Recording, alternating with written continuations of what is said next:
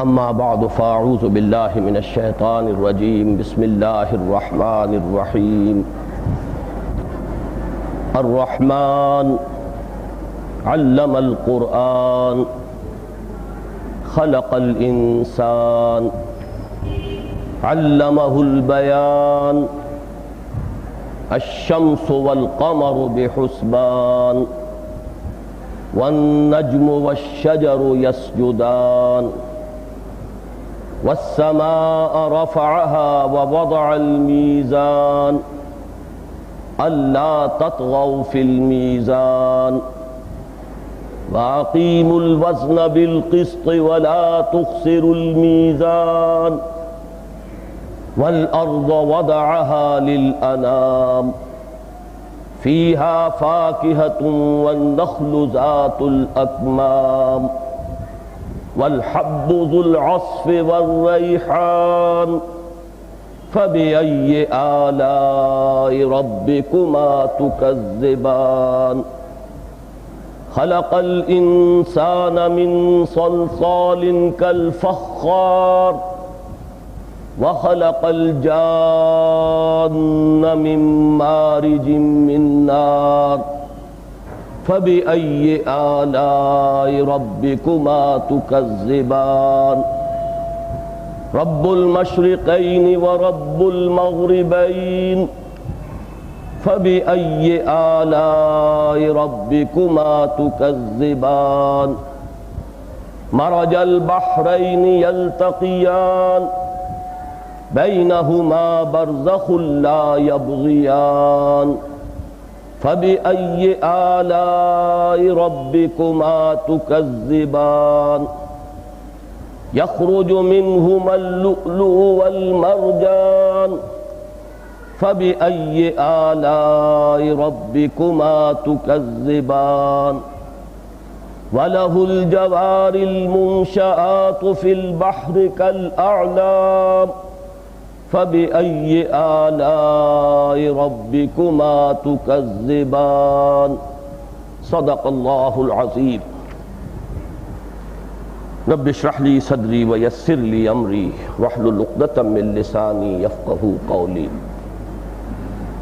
اللهم ربنا ألهمنا رشدنا وأعذنا من شرور أنفسنا اللهم أرنا الحق حقا وارزقنا اتباعه وأرنا الباطل باطلا وارزقنا اجتنابه اللهم ارحمنا بالقرآن العظيم اللهم اجعله لنا إماما ونورا وهدى ورحمة اللهم ذكرنا منه ما نسينا وعلمنا منه ما جهلنا وارزقنا تلاوته آناء الليل وآناء النهار واجعله لنا حجة يا رب العالمين آمین۔ ہمارے یہ مسلسل درس کا یہ سلسلہ دوبارہ کافی طویل وقفے کے بعد شروع ہو رہا ہے۔ غالباً 3 ماہ سے زائد ہو گئے ہیں جب ہم نے سورہ قمر کا مطالعہ مکمل کیا تھا۔ اس وقفے کی وجہ سے مجھے پھر اس بات کی نشاندہی کے لیے کہ ہم اس وقت مصحف میں کس جگہ ہیں، قرآن مجید کی ترتیب جو ہے مصحف میں، اس کے اعتبار سے ہم کس مقام پر ہیں، اس کے لیے پھر چند بنیادی باتوں کا اعادہ کرنا ہوگا۔ اور جو حضرات بھی آج پہلی مرتبہ اس درس میں شرکت فرما رہے ہیں، ان کے لیے یقیناً وہ ایک نئی بات ہوگی اور انشاءاللہ وہ اسے بہت مفید پائیں گے۔ قرآن مجید میں مکی اور مدنی صورتوں کے 7 گروپ ہیں، ایک یا ایک سے زائد مکی صورت یا صورتیں، اس کے ساتھ ایک یا ایک سے زائد مدنی صورتیں، یہ مل کر ایک گروپ بنتا ہے۔ ایسا نہیں ہے، یہ سب جانتے ہیں کہ تمام مکیات کو پہلے جمع کر دیا ہو اور پھر اس کے بعد تمام مدنیات ہو، پھر مکیات اور مدنیات میں بھی ترتیب نزولی کو پیش نظر رکھا گیا ہو۔ بالبداہت ایسا نہیں ہے، ہر شخص جانتا ہے کہ ایسا نہیں، بلکہ ہر شخص قرآن کا پڑھنے والا جانتا ہے کہ کچھ مکی صورتیں، پھر مدنی صورتیں، پھر مکی صورتیں، پھر مدنی صورتیں، یہ قرآن مجید کی ترتیب ہے مصحف کی۔ اب اس میں جن حضرات نے گہرائی میں غور و فکر کیا ہے، اور یہ بات زیادہ قدیم نہیں ہے۔ نظم قرآن کے اعتبار سے مولانا فرائی رحمۃ اللہ علیہ نے جو ایک نیا مکتب فکر شروع کیا، اور اس میں مولانا امین احسن اصلاحی صاحب نے اس کام کو آگے بڑھایا، تو یہ بات سامنے آئی کہ اس طرح یہ 7 گروپ بنتے ہیں، جن میں سے ہر گروپ کا ایک مرکزی مضمون ہے، اس کا ایک رخ اسی گروپ کی مکی صورتوں میں آتا ہے، اور ایک دوسرا گروپ اسی گروپ کی مدنی صورتوں میں آتا ہے۔ تو اس طریقے سے مکیات و مدنیات ایک گروپ کی مل کر اس مضمون کی تکمیل کرتی ہیں، جیسے کہ ہم کہتے ہیں کہ تصویر کے 2 رخ ہوتے ہیں، وہ 2 رخ گویا کہ جمع ہو جاتے ہیں۔ دوسری بات اس میں نوٹ کرنے کی یہ ہے کہ پہلے گروپ میں مکی صورت حجم کے اعتبار سے نہ ہونے کے برابر ہے۔ یہ میں نے حجم کا لفظ استعمال کیا ہے اس لیے کہ مکی صورت ایک ہے سورہ فاتحہ، معنن وہ خود قرآن عظیم ہے، عظیم ترین صورت ہے، ام القرآن ہے، اساس القرآن ہے، لیکن حجم کے اعتبار سے کل 7 آیات۔ اس کے بعد طویل ترین سلسلہ ہے مدنی صورتوں کا، تعداد میں اگرچہ 4 ہیں لیکن 6.25 پاروں پر مشتمل، سورہ بقرہ، سورہ آل عمران، سورہ نساء، سورہ مائدہ۔ اس کے بالکل برعکس معاملہ ہے آخری اور 7ویں گروپ میں، کہ وہاں حجم کے اعتبار سے مدنی صورتیں نہ ہونے کے برابر ہیں۔ بعض صورتوں کے بارے میں اختلاف ہے، وہ تو ہم زیر بحث لائیں گے جب کہ ہم اس مقام کے درس پر پہنچ جائیں گے، لیکن جو متفق علیہ صورتیں ہیں مدنی، وہ 3-4 سے زائد نہیں ہیں، اور وہ بھی 4-4 5-5 آیات پر مشتمل۔ تو گویا کہ وہاں بالکل عکسی معاملہ ہو گیا کہ وہاں مدنیات نہ ہونے کے برابر ہیں، جبکہ مکیات جو ہیں 37 صورتیں ہیں آخری پارے کی، 11 ہیں 29ویں پارے کی۔ 48 صورتوں میں سے 4-5 نکال دیجئے تو 42-43 صورتیں جو ہیں وہ مکیات ہیں۔ نتیجہ اس کا کیا نکلا کہ اصلاً مکی صورتوں کے بھی 6 ہی گروپ بنتے ہیں، اور مدنی صورتوں کے بھی 6 ہی گروپ بنتے ہیں، بڑے اور نمایاں۔ چوتھی بات یہ نوٹ کیجئے کہ جو مکیات ہیں قرآن مجید میں، مکی صورتیں، ان کے کچھ مضامین مشترک ہیں، ان میں نسبت و تناسب کا فرق تو ہو جاتا ہے، لیکن بنیادی طور پر مضامین میں فرق واقع نہیں ہوگا۔ وہ مضامین کیا ہیں مکی صورتوں کے؟ ایمانیات ثلاثہ، توحید، رسالت، معاد۔ فرق یہ ہوگا کہ کہیں توحید پر زور زیادہ ہے، اس کی تفاصیل ہے، اس پر رد و قدا ہے، شرک کا ابطال ہے، یہ زیادہ ہوگا۔ رسالت اور معاد کے مضامین نسبتاً کم ہو جائیں گے۔ کہیں رسالت کے مضامین زیادہ تفصیل سے آئیں گے، اور بقیہ 2 جو ہیں اس کے مقابلے میں کچھ کم ہوں گے۔ کہیں آخرت کا مضمون سب سے زیادہ نمایاں ہوگا، انذار و تبشیر، اور دوسرے مضامین قدرے کم نظر آئیں گے۔ تو نسبت و تناسب میں تو تغیر و تبدل ہوگا، بنیادی طور پر ایمانیات ثلاثہ، توحید، معاد اور رسالت، یہ تمام مکی صورتوں کے مشترک مضامین۔ چوتھی چیز ہے جو بنیادی انسانی اخلاقیات ہیں، سچائی ہے، وعدہ پورا کرنا ہے، غریبوں پر رحم کرنا ہے، مظلوموں پر رحم کرنا ہے، غریبوں کی مدد ہے، بھوکوں کو کھانا کھلانا ہے، یہ بنیادی انسانی اخلاقیات ہیں۔ یہ گویا کہ مشترک اثاثہ ہے پوری نوع انسانی کا، اور اسی وجہ سے بعض لوگوں کو وحدتی ادیان کا مغالطہ لگا ہے کہ انہوں نے کہا یہ تمام بنیادی تعلیمات تو مشترک ہیں، نوع انسانی کی ایک مشترک میراث ہے، لہٰذا مذہبوں کا جو فرق ہے ادیان کا وہ بالکل سطحی سا ہے۔ وہ بات غلط ہے بالبداہت، وہ فلسفے کے اعتبار سے بہت گمراہ کن فلسفہ ہے، لیکن اس میں کوئی شک نہیں کہ بنیادی انسانی اخلاقیات جو ہیں وہ یقیناً قدر مشترک ہے نوع انسانی کی، اور مشترک اثاثہ ہے۔ تو چوتھا مضمون جو ہے مکی صورتوں میں وہ آپ کو یہ ملے گا۔ 5واں اور 6واں جمع کر لیجئے، وہ اصل میں شرح ہے اسی کی۔ رسالت کے ضمن میں قصص النبیین اور انباء الرسل، ان میں ایک بنیادی فرق ہے، وہ میں بیان کر چکا ہوں۔ انبیاء کرام کا جہاں تذکرہ ہوتا ہے وہاں ان کی ذاتی سیرت و کردار کے محاسن کو زیادہ بیان کیا جاتا ہے، ان کے کردار کی عظمت، ان کے اوصاف حمیدہ، ان کی صداقت، ان کے اندر امانت کا وصف، ان کی سچائی، ان کی راست بازی، یہ چیزیں زیادہ نمایاں ہوں گی، ان کا صبر، ان کا ثبات، ان کی استقامت۔ اور انباء الرسل کا جہاں ذکر آتا ہے اس میں رسولوں کا معاملہ کہ جن قوموں کی طرف وہ بھیجے گئے انہوں نے اگر ان کی دعوت کو رد کیا تو پھر وہ قومیں ہلاک کر دی گئی۔ استیصال کا عذاب ان پر آیا، جڑ سے بے خبن سے ان کو اکھاڑ دیا گیا۔ فقطع دابر القوم الذین ظلموا، ان کی جڑ کاٹ ڈالی گئی، وہ ایسے ہو گئے کألم یغنوا فیہا، کہ جیسے آباد ہی نہیں تھے، کبھی ان بستیوں میں تھے ہی نہیں۔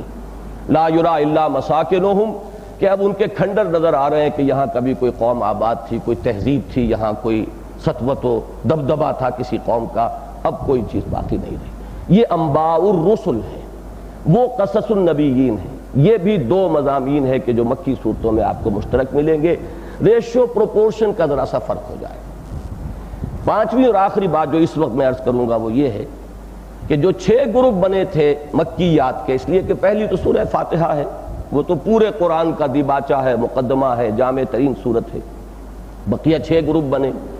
پہلے 2 گروپوں میں جو مرکزی مضمون ہے وہ رسالت، اس میں انباء الرسل کے اوپر بہت زور ہے، قوموں کی ہلاکت کی داستانیں بتکرار و اعادہ آئی ہیں اور بتفصیل آئی ہیں۔ دوسرے 2 گروپ جو ہیں ان کا مرکزی مضمون توحید ہے، یہ ہم پڑھ چکے ہیں، میں صرف اس وقت اشارے کر رہا ہوں۔ اور جو آخری 2 گروپ ہیں جن کا کہ ہم اس وقت مطالعہ کر رہے ہیں، سورہ قاف سے سورہ واقعہ تک یہ 7 صورتیں ہیں، اور پھر سورہ ملک سے شروع ہو کر اور اختتام مصحف تک جو بھی مکی صورتیں ہیں، یہ آخری گروپ ہے۔ تو یہ جو 2 آخری گروپ ہیں ان کا اصل مضمون ہے انذار، آخرت کی خبر اور خبردار کرنا اس کے بارے میں، متنبہ کر دینا کہ مدہوش نہ رہو، مغالطے میں نہ رہو، بھول میں نہ پڑے رہو، زندگی یہی زندگی نہیں ہے، اصل زندگی آخرت کی ہے۔ ایک دن تمہیں اپنے رب کے پروردگار کے حضور میں حاضر ہونا ہے، محاسبہ ہوگا، جزا و سزا ہوگی، جیسا کہ حضور کے ابتدائی خطبات میں بڑی جامعیت کے ساتھ بیان کیا گیا۔ واللہ لتموتن کما تنامون ثم لتبعثن کما تستيقظون ثم لتحسبن بما تعملون ثم لتجزون بالاحسان احسانا وبالسوء سوءا وانها لجنۃ ابدا او لنار ابدا۔ خدا کی قسم تم سب کے سب مرو گے، مر کر رہو گے، جیسے کہ تم روزانہ رات کو سو جاتے ہو، اور پھر تمہیں لازماً اٹھا لیا جائے گا جیسے روزانہ صبح کو بیدار ہو جاتے ہو، پھر لازماً تمہارا محاسبہ ہوگا، اور اس کے بعد جزا ہوگی، بھلائی کا بھلا بدلہ، برائی کی بری سزا۔ اور وہ بھلا بدلہ کیا ہے؟ جنت ہے ہمیشہ ہمیش کے لیے، اور وہ بری سزا کیا ہے؟ جہنم ہے ہمیشہ ہمیش کے لیے۔ یہ مضمون ہے اصلاً ان 6 گروپوں کا۔ اب آئیے کہ یہ جو گروپ ہم پڑھ رہے ہیں یہ سورہ قاف سے شروع ہوا تھا۔ ایک بات اور جو میں نے اس وقت رہ گئی ہے اس کو پھر نوٹ کر لیجئے، چھٹی بات اس ترتیب مصحف میں جو اہم ہے کہ قرآن مجید کی اکثر صورتیں پھر جوڑوں کی شکل میں ہیں۔ بعض صورتیں منفرد مزاج کی ہیں، ان کا جوڑا نہیں ہے، لیکن یہ ہے کہ اکثر و بیشتر صورتیں جوڑوں کی شکل میں ہیں۔ کہیں ان کا جوڑا ہونا نسبت زوجیت ان میں بہت نمایاں ہے، بالکل واضح ہے، کہیں ذرا اس کے لیے تدبر کرنا پڑے گا، گہرائی میں اتر کر غور کرنا پڑے گا، لیکن یہ کہ واقعہ اپنی جگہ پر یہ ثابت ہے کہ اکثر صورتیں جوڑوں کی شکل میں ہیں۔ البتہ یہ کہ بعض صورتیں منفرد نوعیت کی بھی ہیں اپنے مضمون کے اعتبار سے، جیسے کہ میں عرض کر چکا ہوں سورہ یاسین بالکل منفرد ہے۔ اسی طرح یہ 7 صورتیں جو ہیں ان میں تفصیل سے میں بیان کر چکا ہوں۔ سورہ قاف جو اولین صورت ہے انتہائی جامع ہے اور اس کا کوئی جوڑا نہیں ہے۔ اس کے بعد کی 6 صورتیں 2 کے جوڑوں میں ہیں، سورہ زاریات اور سورہ طور، پھر سورۃ النجم اور سورۃ القمر، یہ ہم پڑھ چکے ہیں 5 صورتیں۔ آخری جوڑا ہے سورۃ الرحمن اور سورۃ الواقعہ۔ یہ بھی ایک ابتدائی بات ہے جو ذہن نشین کر لینی چاہیے۔ ان میں یہ جو جوڑا ہے جو اب ہم پڑھ رہے ہیں، ان کے مابین بعض چیزیں جو مشابہ، نسبت زوجیت یہی ہے کہ بہت سے پہلو ان میں مشابہت کے ہوں گے، زوجیت کے اندر مشابہت کا بھی پہلو غالب ہوتا ہے، اس لیے کہ در حقیقت نوع تو ایک ہے، جن سے مختلف ہوتی ہیں، مرد اور عورت کا معاملہ ہے، حیوانات میں جوڑے ہیں، لیکن یہ کہ کچھ نہ کچھ ان میں فرق و تفاوت ہوگا، اور وہ فرق و تفاوت بھی ایک دوسرے کی کمی کی تکمیل کی طرف ہوگا۔ لہذا نسبت زوجیت کے اس رخ کو جو ہے یہاں پر اگر آپ دیکھیں گے تو مشابہتیں نوٹ کیجئے۔ ان دونوں صورتوں میں سورہ رحمان اور سورہ واقعہ میں آج میں نے غور کیا تو محسوس ہوا کہ مضامین کی ترتیب کے اعتبار سے جسے انگریزی میں مرر امیج کہا جاتا ہے، بالکل وہی ترتیب ہے۔ مرر امیج میں آپ کو معلوم ہے کہ جب ایک شخص آئینے کے سامنے کھڑا اور اس کا عکس جو ہے آئینے میں آ رہا ہے تو اس میں ترتیب الٹ جاتی ہے. جو میرا داہنا ہے وہ امیج میں بایاں ہے، جو میرا بایاں پہلو ہے وہ امیج کے اندر دایاں پہلو ہے. اسی طریقے سے آج کل جو مکانات بنتے ہیں کہ جو مرر امیج ہوتے ہیں، ایسے ملحق مکانات، اس میں آپ نے دیکھا ہوگا گیراج ہے تو ایک ادھر ہے اور دوسرا دوسری انتہا پر ہے، درمیان میں وہ مکانات ملے ہوئے ہوتے ہیں. یہ حقیقت میں مرر امیج کی ایک کیفیت ہے جو میں نے بیان کی. مضامین کے اعتبار سے بعین ہی یہی ترتیب آپ کو اس سورہ مبارکہ میں ملے گی. مثلا نوٹ کیجئے، اس سورہ مبارکہ کے آغاز میں قرآن مجید کی عظمت کا بیان ہے. سورہ واقعہ کے آخری رکوع میں اس کا ذکر آیا ہے. فلا اقسم بمواقع النجوم وانه لقسم لو تعلمون عظیم انه لقرآن کریم فی کتاب مکنون لا یمسہ الا المطہرون تنزیل من رب العالمین. جبکہ یہاں الرحمن علم القرآن خلق الانسان علمہ البیان. اس کے بعد یہاں اس کے فوراً بعد اللہ تعالیٰ نے اپنی نعمتوں کا ذکر کیا ہے. نعمتیں وہ کہ جن سے انسان براہ راست متمتع ہوتا ہے. زمین کے اندر اس نے انسان کی پرورش کا سامان رکھ دیا ہے. اس میں پھل ہیں، اس میں میوے ہیں، اس میں کھجور کے درخت ہیں، اس میں غلاف والے وہ پھل ہیں کہ جو غلافوں میں بند ہوتے ہیں. پھر اس میں وہ بھی ہیں کہ جو زمین کے اوپر زمین ہی کے اوپر رہنے والے پودے ہیں، اور کچھ وہ بھی ہیں کہ جو اوپر بلندی تک اٹھتے ہیں. اس میں بھس والے اناج بھی ہیں. اس میں ہر طرح کا انسان کے لیے ساز و سامان رکھ دیا گیا ہے. اس نے دریا چلائے ہیں، انہی میں سے موتی اور مختلف تمہاری تزئین اور آرائش کا سامان نکل رہا ہے. نباتات میں جہاں غلہ ہے وہاں پھل بھی ہیں. مزید یہ کہ پھولوں کے لیے رعنائی اور اس میں ایک خوبصورتی اور حسن جو اللہ نے عطا فرمایا ہے، جس میں خوشبو ہے، رائحہ ہے. یہ تمام چیزیں جو ہیں آپ دیکھیں گے اس ترتیب میں کہ سورہ واقعہ کے دوسرے رکوع کے آخر میں یہی چیزیں آئی ہیں. اسلوب بدلا ہوا ملے گا. یہاں بیانیہ انداز ہے، اللہ نے یہ کیا، اللہ نے یہ کیا، اللہ نے یہ کیا. وَالْأَرْضَ وَضَعَهَا لِلْأَنَامِ، اللہ نے یہ کیا، اس میں یہ کچھ پیدا کیا. مَرَجَ الْبَحْرَيْنِ يَلْتَقِيَانِ، اللہ نے یہ کیا. وہاں سوالیہ انداز ہے.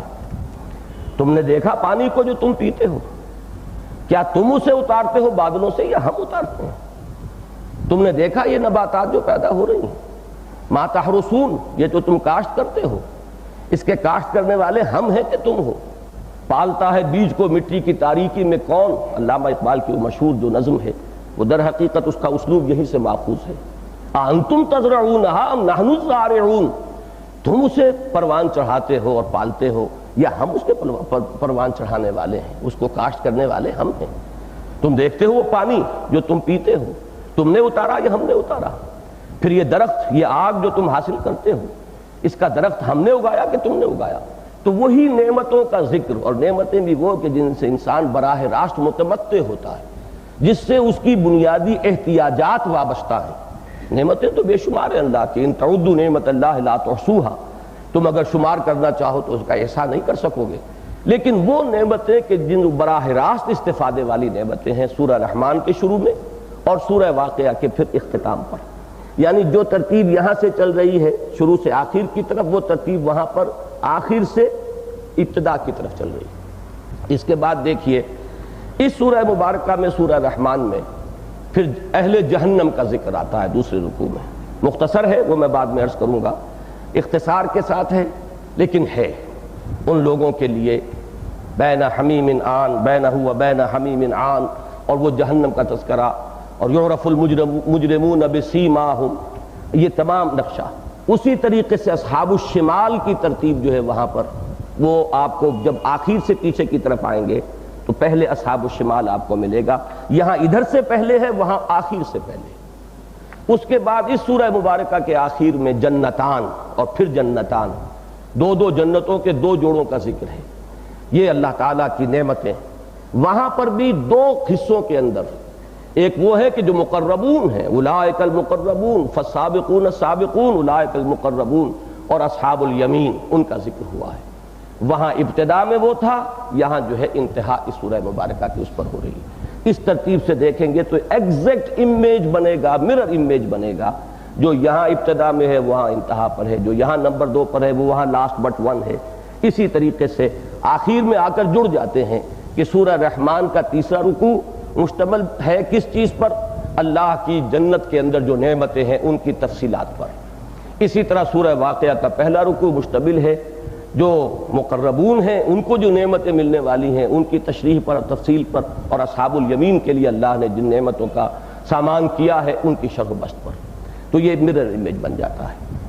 ایک بات ان میں اور قدر مشترک کے طور پر نوٹ کیجئے ان دونوں صورتوں کے مابین، اگرچہ یہ انذار کے گروپ میں ہیں، یہ دونوں گروپ میں نے عرض کیا ہے کہ یہ ان کا مرکزی مضمون انذار ہے، ان دونوں صورتوں میں انذار پر تبشیر کا رنگ غالب ہے۔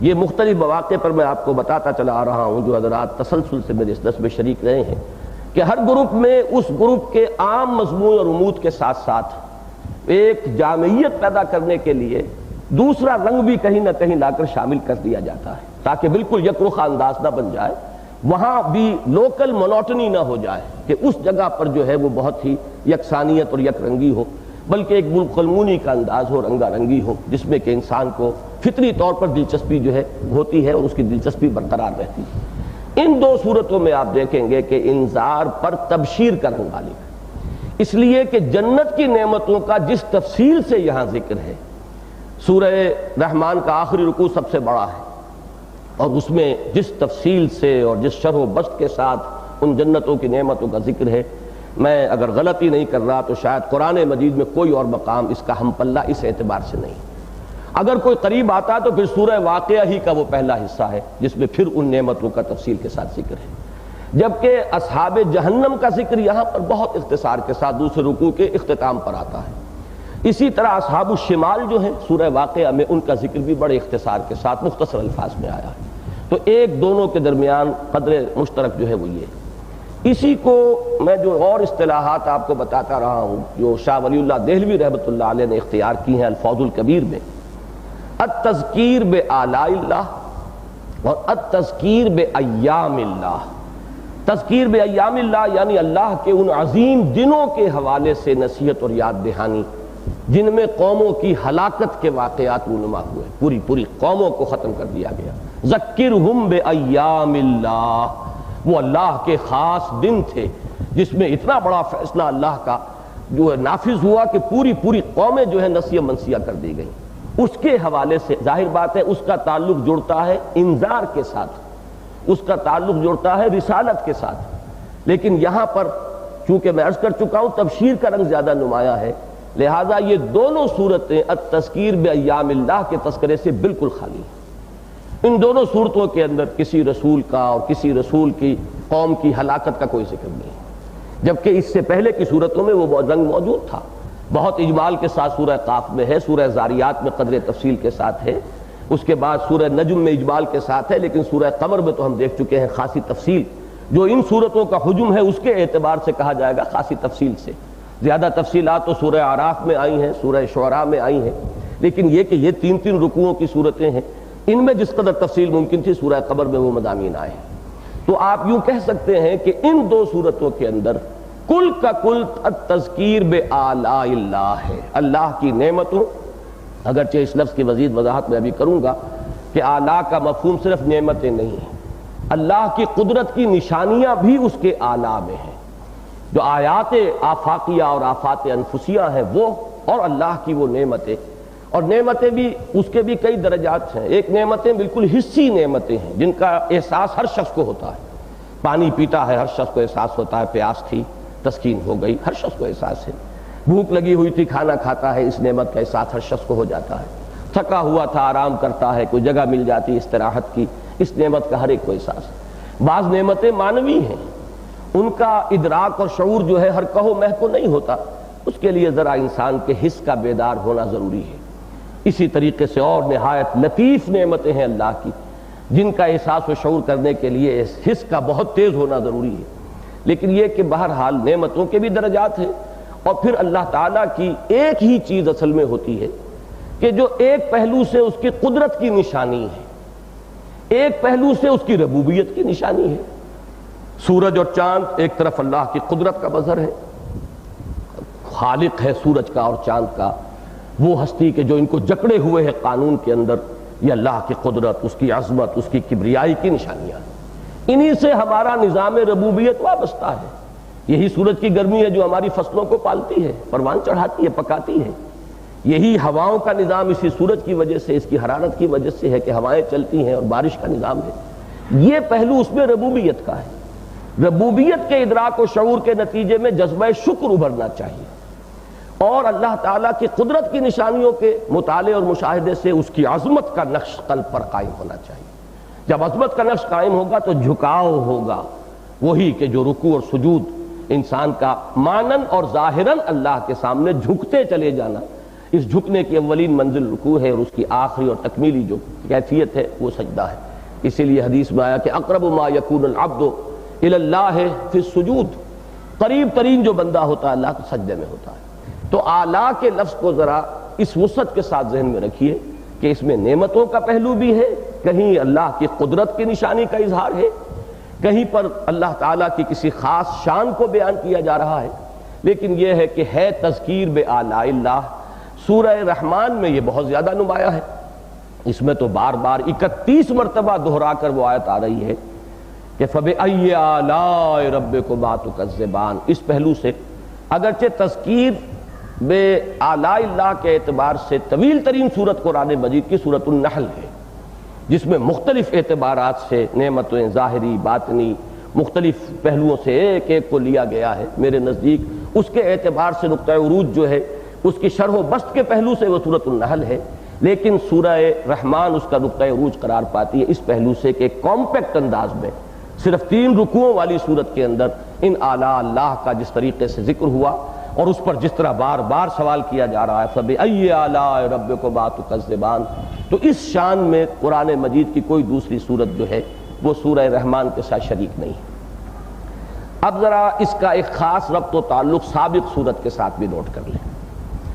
اس میں سورۃ القمر کا آغاز ہوا ہے نبوت محمدی کی علی صاحب الصلاۃ والسلام عظیم ترین حسی نشانی۔ میں یہاں جان بوجھ کر لفظ معجزہ استعمال نہیں کر رہا، میں تشریح کر چکا ہوں پہلے سورہ قمر کے درس کے دوران کہ ٹیکنیکلی معجزے کا لفظ کا اطلاق ہونا چاہیے ان چیزوں پر جو مطالبے پر اور تحدی اور چیلنج کے ساتھ دکھائی جائیں، لیکن جہاں ویسے ہی ایک اظہار ہو رہا ہے کسی نشانی کا، وہ جو خرق عادت ہے وہ اگر غیر نبی کے ذریعے سے ظاہر ہوتی ہے تو اسے کرامت کہتے ہیں، اور نبی کے ذریعے سے ظاہر ہو رہی ہو خرق عادت تو اس پر معجزے کا لفظ جو ہے اس کا اطلاق کر دیا جاتا ہے، لیکن یہ اطلاق مجازی ہوگا۔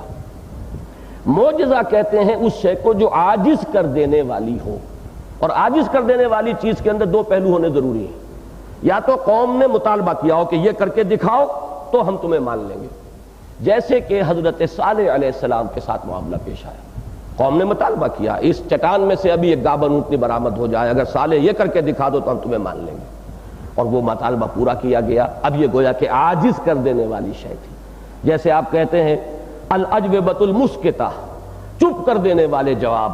ایک جواب وہ ہوتے ہیں جس میں افہام و تفہیم، رد و قضا کا موقع ہوتا ہے، قال اقول کا بھی کی گنجائش ہوتی ہے، اور ایک جواب وہ ہوتا ہے کہ جو مخاطب کو بالکل خاموش کر کے رکھتے، چپ کر کے رکھتے۔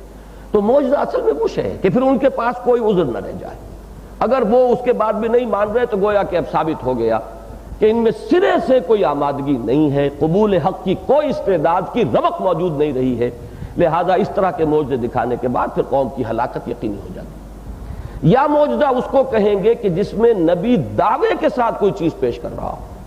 اس کی اہم ترین مثالیں جو ہیں وہ حضرت موسیٰ علیہ السلام کا کے جو معجزات ہیں کہ جب پہلی مرتبہ دربار میں آپ آئے ہیں اور جب معلوم ہوا کہ فرعون انکار پر تل گیا ہے تو انہوں نے صاف کہا میں تمہیں کیسی خواہ میں تمہیں کھلی نشانیاں دکھا دوں، انہوں نے کہا دکھاؤ اگر تم دکھانے والے ہو۔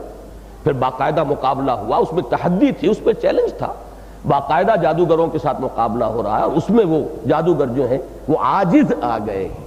تو معجز شے وہ ہے جو عاجز کر دے، تو معجزے کا لفظ میرے نزدیک اس کا اطلاق ٹیکنیکلی جو ہے وہ ہونا چاہیے انہی 2 قسم کی چیزوں پر۔ ویسے یہ کہ انبیاء کے ذریعے سے اللہ کی شانیں ظاہر ہوتی رہتی ہیں، اللہ کی قدرت خصوصی جو ہے وہ عام طبعی قوانین کو توڑ کر اور پھاڑ کر، اسی لیے خرق عادت کا لفظ استعمال کرتے ہیں۔ اس سے اللہ کی کوئی خاص شان جو ہے وہ ظاہر ہو جاتی ہے.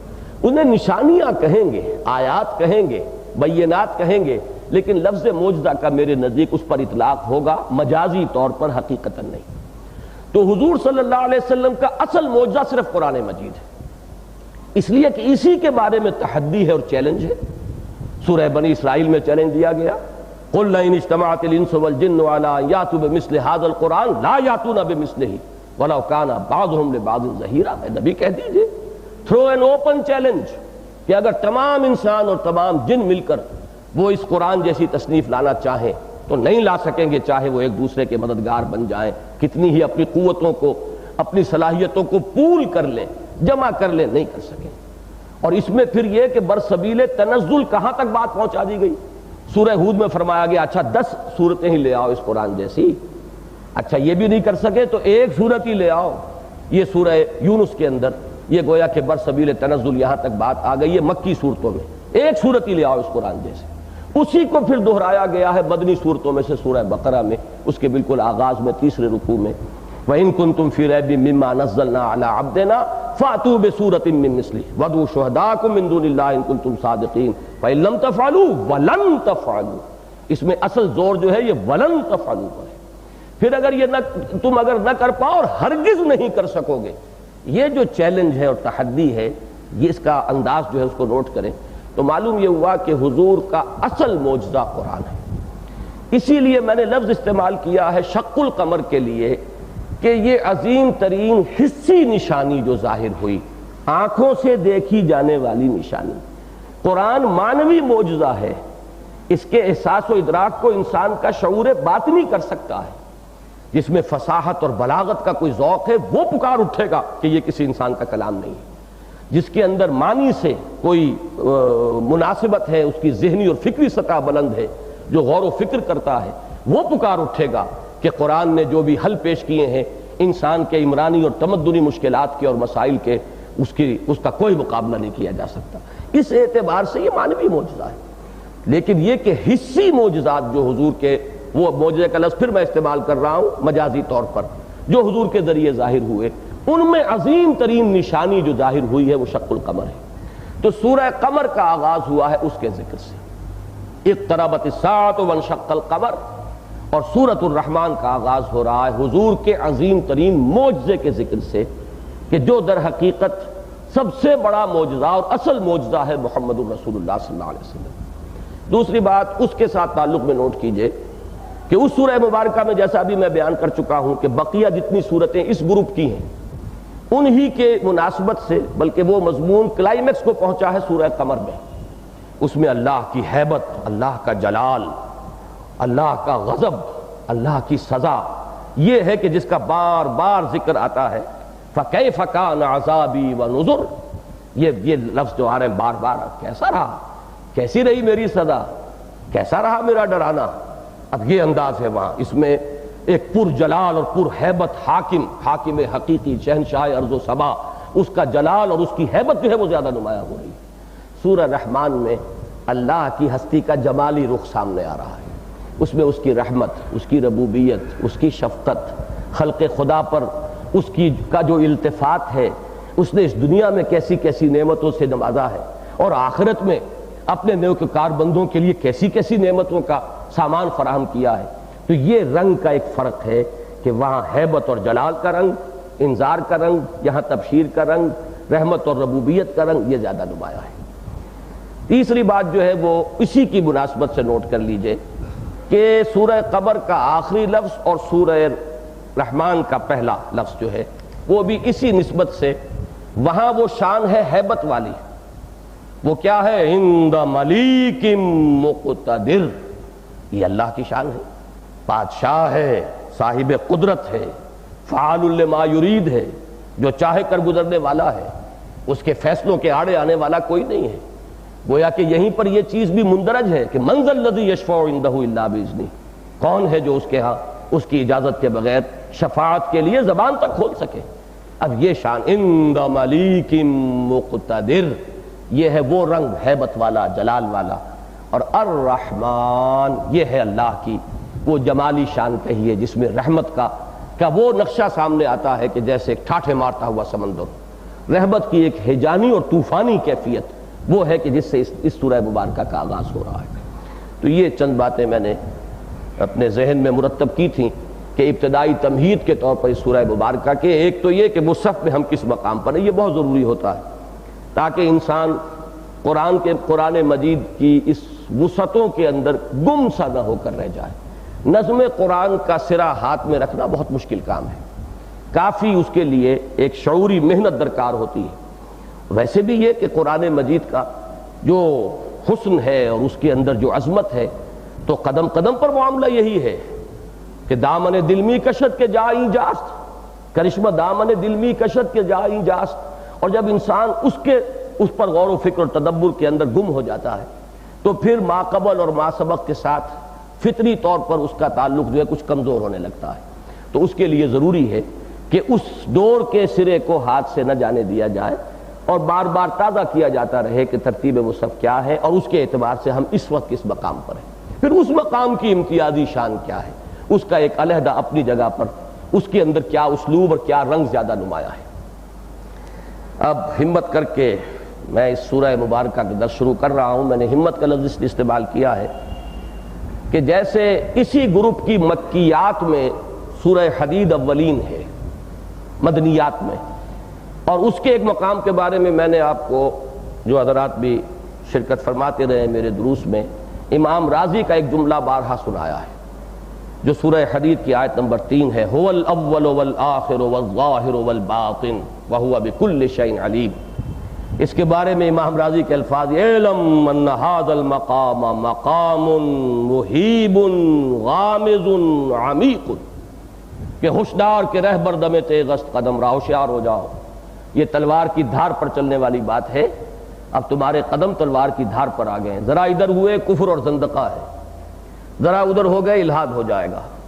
تو توحید کی وہ ایک ایسی تعبیر ہے، ذات و صفات باری تعالیٰ کا وہ نازک مقام ہے کہ اس سے آسانی سے گزر جانا آسان کام نہیں۔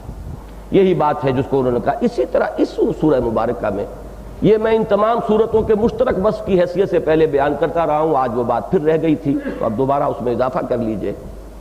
فصاحت اور بلاغت اور ادبیت، اور اس میں خاص طور پر ظاہری پہلو، محاسن ظاہری، محاسن، ایک تو یہ عبارت کا معنوی جو ہے پہلو، معنوی حسن، اس کے مفہوم اور اس کے معرفت کی گہرائی، ایک ہے اس کا ظاہری حسن۔ ظاہری حسن کے اعتبار سے یہ 7 صورتیں مل کر قرآن مجید کا کلائمیکس، قرآن مجید کا نقطہ عروج، نقطہ کمال بنتی ہیں، اور لغت کے اعتبار سے مشکل ترین صورتیں بھی ہیں۔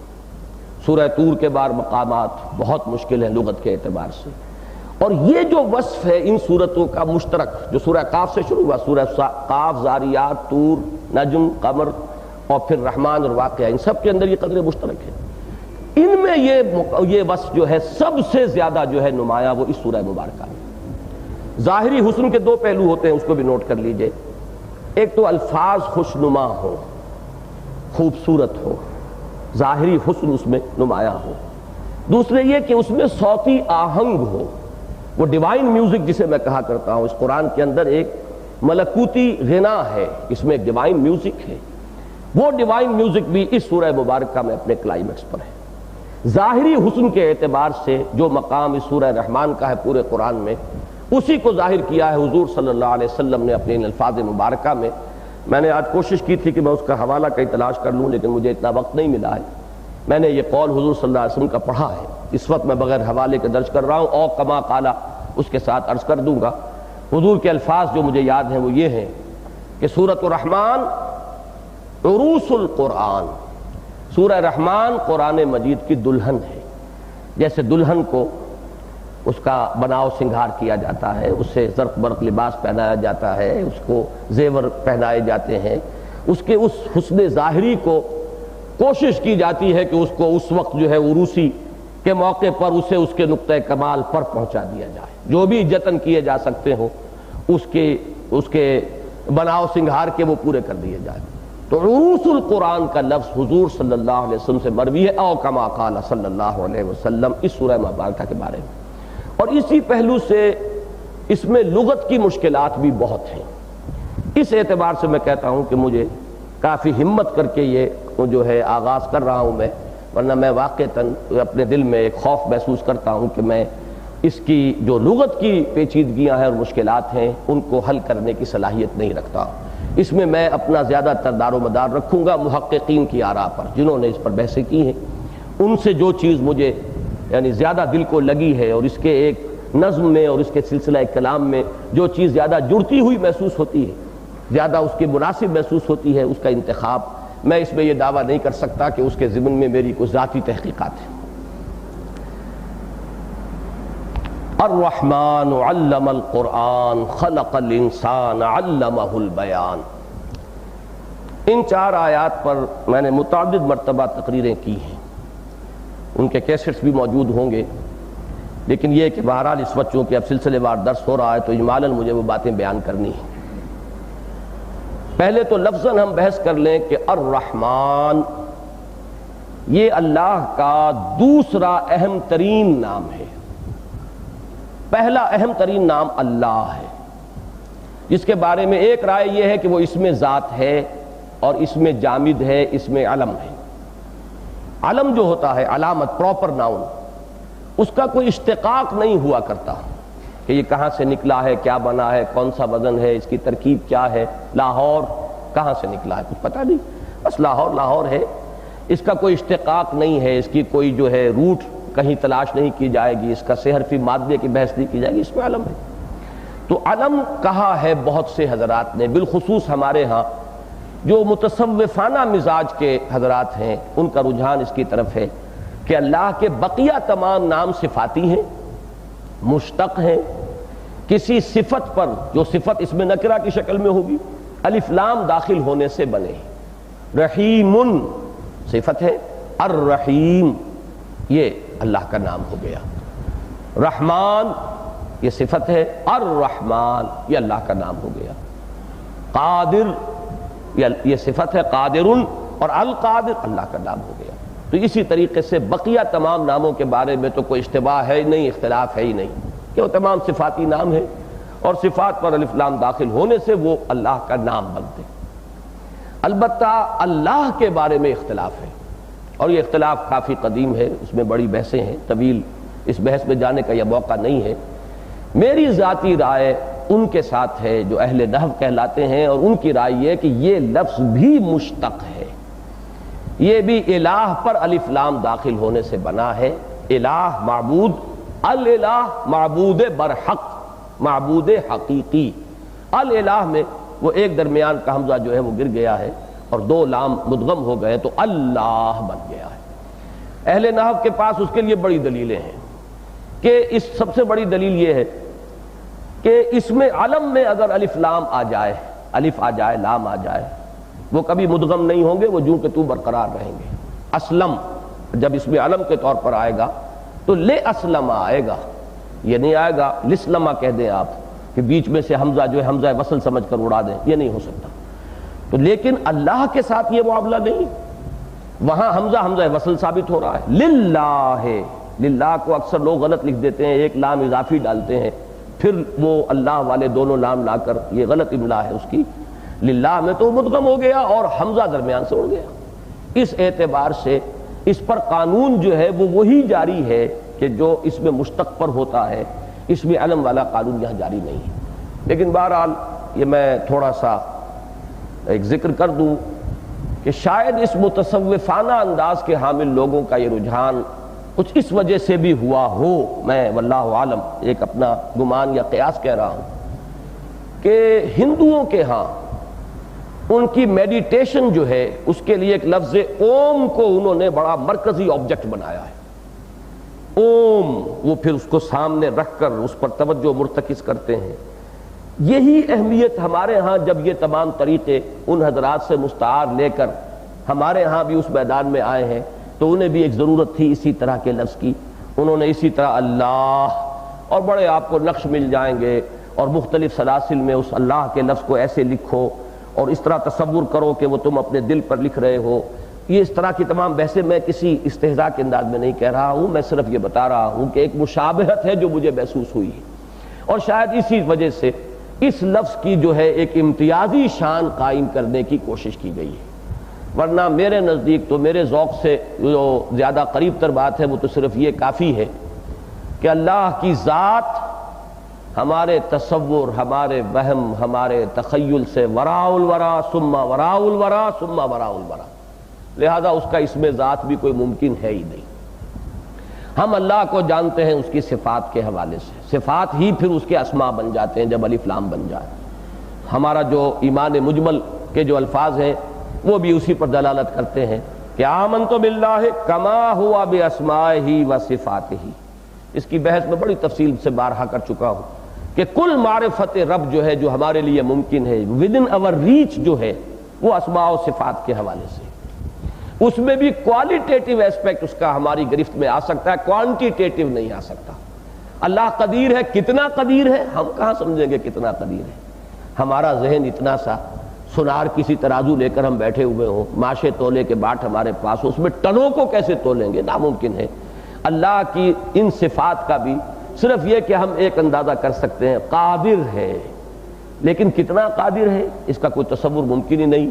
اسی لیے ہمارے پاس جو جائے پناہ ہے وہ لفظ کل ہے، ہوا علی کل شیء قدیر، ہوا بکل شیء علیم۔ بس کل کے لفظ میں پناہ ہم لیتے ہیں کوانٹٹی کے اعتبار سے، اس کے وسعت اور حجم کے اعتبار سے، اس کے سوا ہمارے پاس کوئی اور چارہ کاری نہیں، اور کل معرفت ربانی ہماری بس یہی تک محدود ہے، اس سے آگے ہم جا نہیں سکتے۔ تو اسی لیے اس میں ذات کا کوئی کھوج لگانے کی کوشش یہ بھی گویا کہ اسی قبیل کی ایک شے ہو جائے گی جس سے کہ حضور نے منع بھی کیا ہے، اور حضرت ابوبکر صدیق رضی اللہ تعالی عنہ اور حضرت علی مرتضیٰ رضی اللہ تعالی عنہ، ان کے جو جملے جو ہیں، دو جملے جنہوں نے شعر کی شکل اختیار کر لیے، وہ میں سمجھتا ہوں کہ اس میں حرف آخر ہے۔ تو حضرت ابوبکر رضی اللہ تعالیٰ عنہ کا قول یہ ہے، العجز عن درک الذات ادراک، اللہ کی ذات کے ادراک سے عاجز آ جانا ہی ادراک ہے۔ معلومم شد کہ ہیچ معلوم نہ شد، یہ معلوم ہو جائے کہ مجھے کچھ معلوم نہیں، بس یہی کل علم ہے جو یہاں حاصل ہو سکتا ہے، اس میدان میں اس کے سوا اور آپ کی رسائی کہیں نہیں۔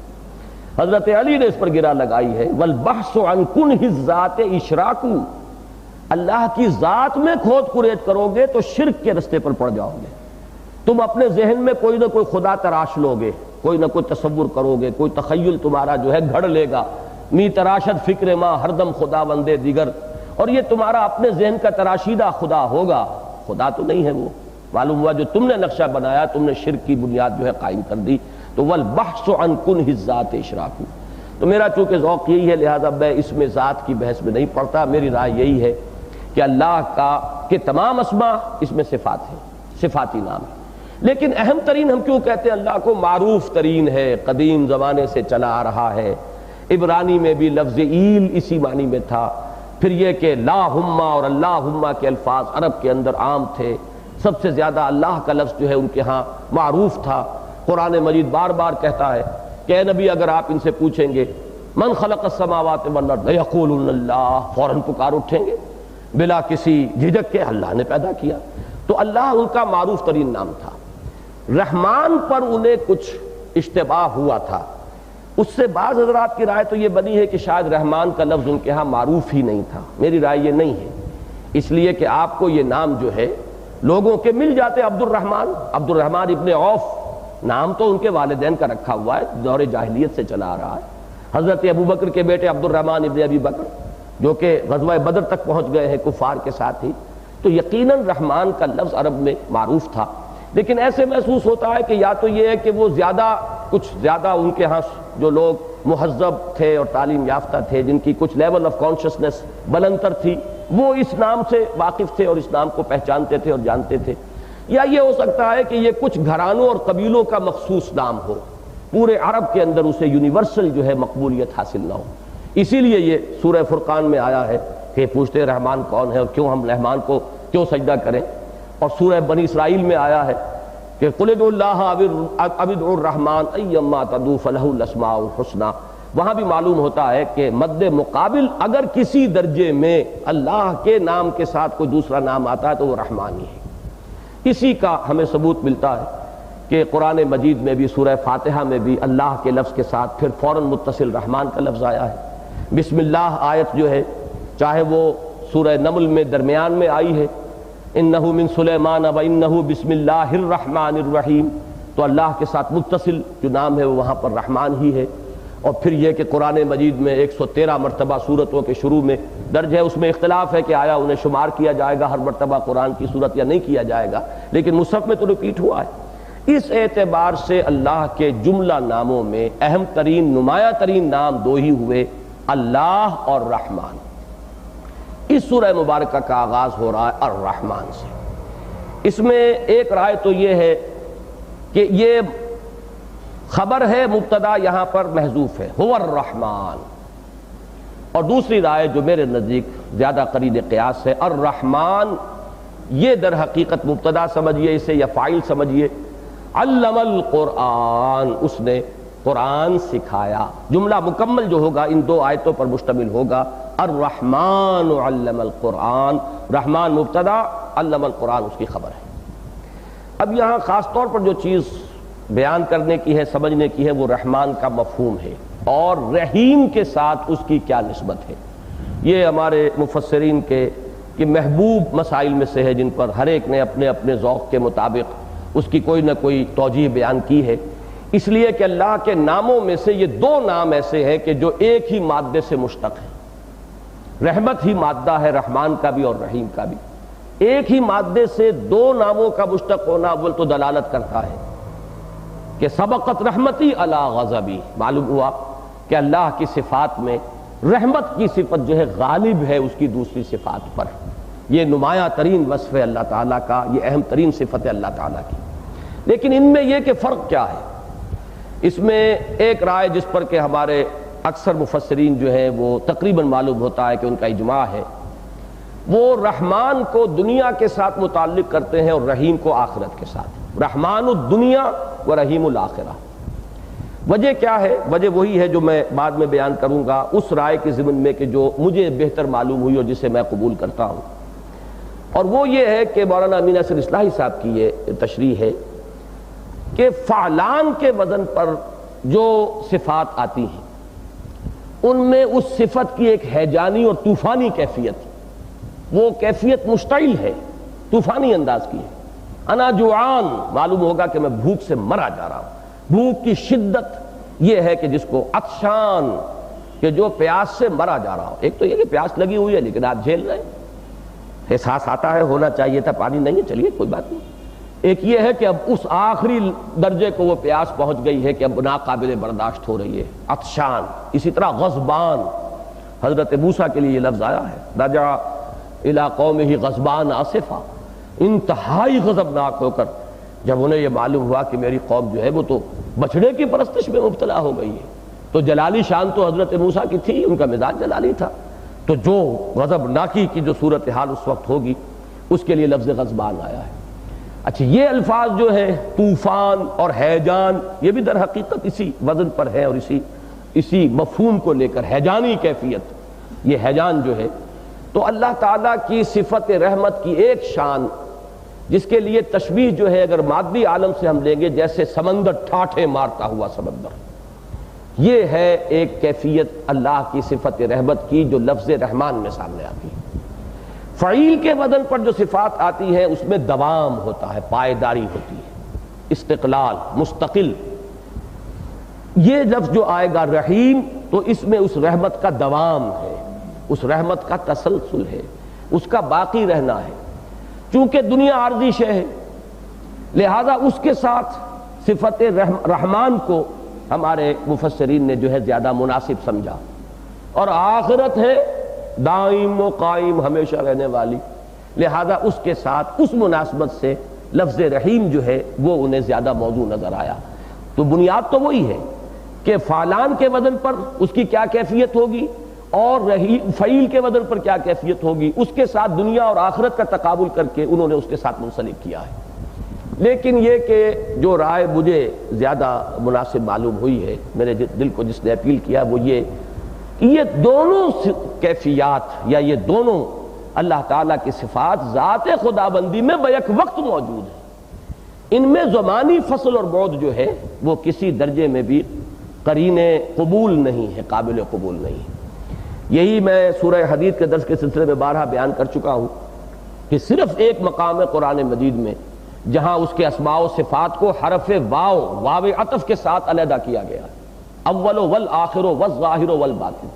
باقی ہر جگہ آپ دیکھیں گے کہ وہاں کوئی عطف نہیں آئے گا، آٹھ اسماء آ گئے ہیں، هو اللہ الذی لا الہ الا هو الملک القدوس السلام المؤمن المہیمن العزیز الجبار المتکبر، 8 اسماء آ رہے ہیں، کہیں حرف واو نہیں ہے۔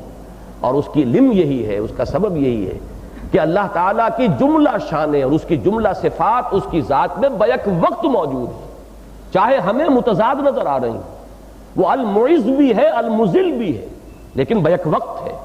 ان کے اندر کہیں بھی ان شانوں میں اور ان صفات کے اندر وہ الضار بھی ہے، النافع بھی ہے، الرافع بھی ہے، الخافض بھی ہے، لیکن یہ تمام اسماء و صفات اس کی ذات میں بیک وقت موجود ہیں، لہذا بیان میں بھی حرف عطف کا فصل جو ہے وہ مناسب نہیں۔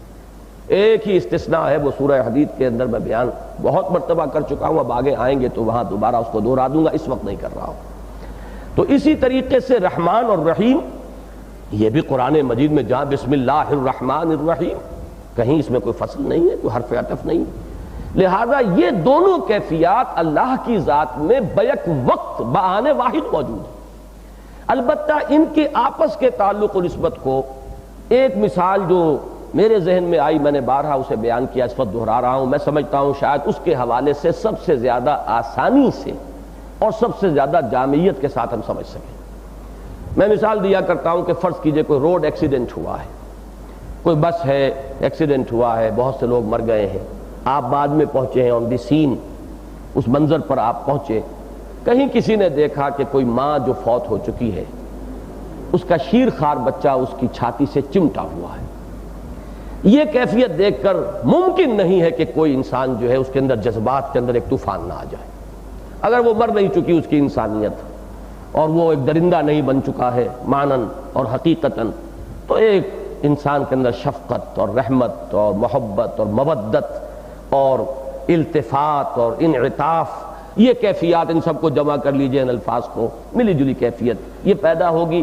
ہر شخص چاہے گا کہ اس بچے کی پرورش میں اب اپنے ذمہ لے لوں، یہ بچہ بے یار و مددگار رہ گیا، دودھ پیتا بچہ جسے یہ پتہ بھی نہیں کہ ماں مر چکی ہے اور وہ اس کی چھاتی سے ابھی چمٹا ہوا ہے۔ تو وہ جوش کی کیفیت ہوتی ہے، ایک ہیجانی کیفیت ہوتی ہے جس میں ایک انسان اس بچے کی پرورش کی ذمہ داری لے لیتا ہے۔ لیکن ہمارا حال کیا ہے؟ ہمارا وہ ابال عارضی ہوتا ہے۔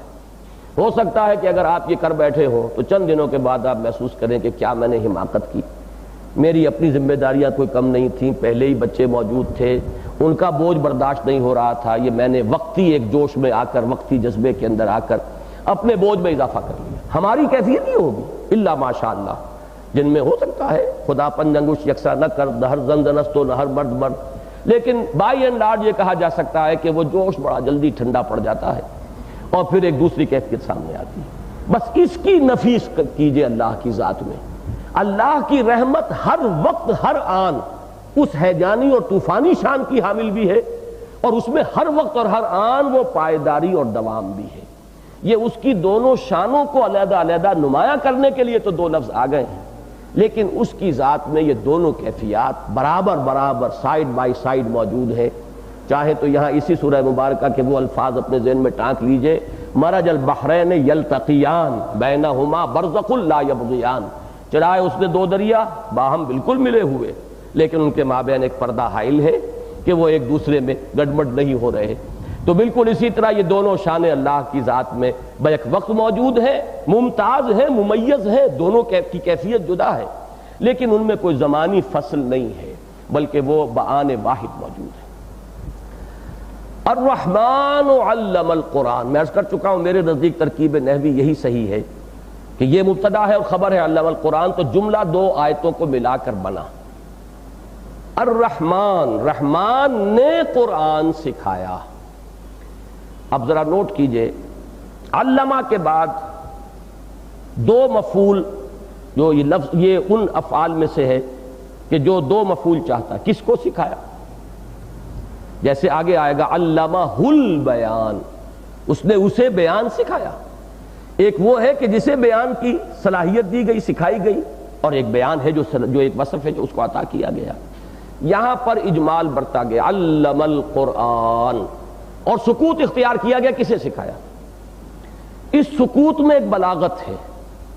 جب آپ کہتے ہیں فلاں شخص فلاں کو کھانا کھلاتا ہے، غریبوں کو کھانا کھلاتا ہے، تو اس میں بھی ایک محدودیت۔ جب آپ کہتے ہیں وہ کھانا کھلانے والا ہے، وہ کھانا کھلاتا ہے، اب اس کے اندر جو وسعت ہے، جو اس اطلاقی شان اس کے اندر آتی ہے، جو اس میں وسعت ہے، اس کی فصاحت و بلاغت، معلوم یہ ہوا کہ اس کیفیت کو یہاں پر نمایاں کیا گیا۔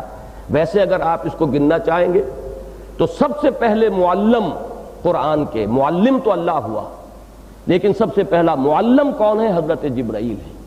اللہ سے تلقی کی ہے حضرت جبرائیل نے۔ معلم ثانی، دوسرے جو معلم ہیں جن کو سکھایا گیا، یہ لفظ قرآن مجید میں آیا ہے حضور کے لیے، لیکن وہ حجب کے انداز میں، کفار کا قول، معلم مجنون، یہ سکھائے پڑھائے ہوئے ہیں، کوئی انہیں سکھاتا پڑھاتا ہے، اور مجنون ہے ان کا، یا تو جن کا سایہ ہو گیا ہے، آسیب زدہ ہو گئے ہیں، یا یہ کہ دماغی توازن درست نہیں رہا۔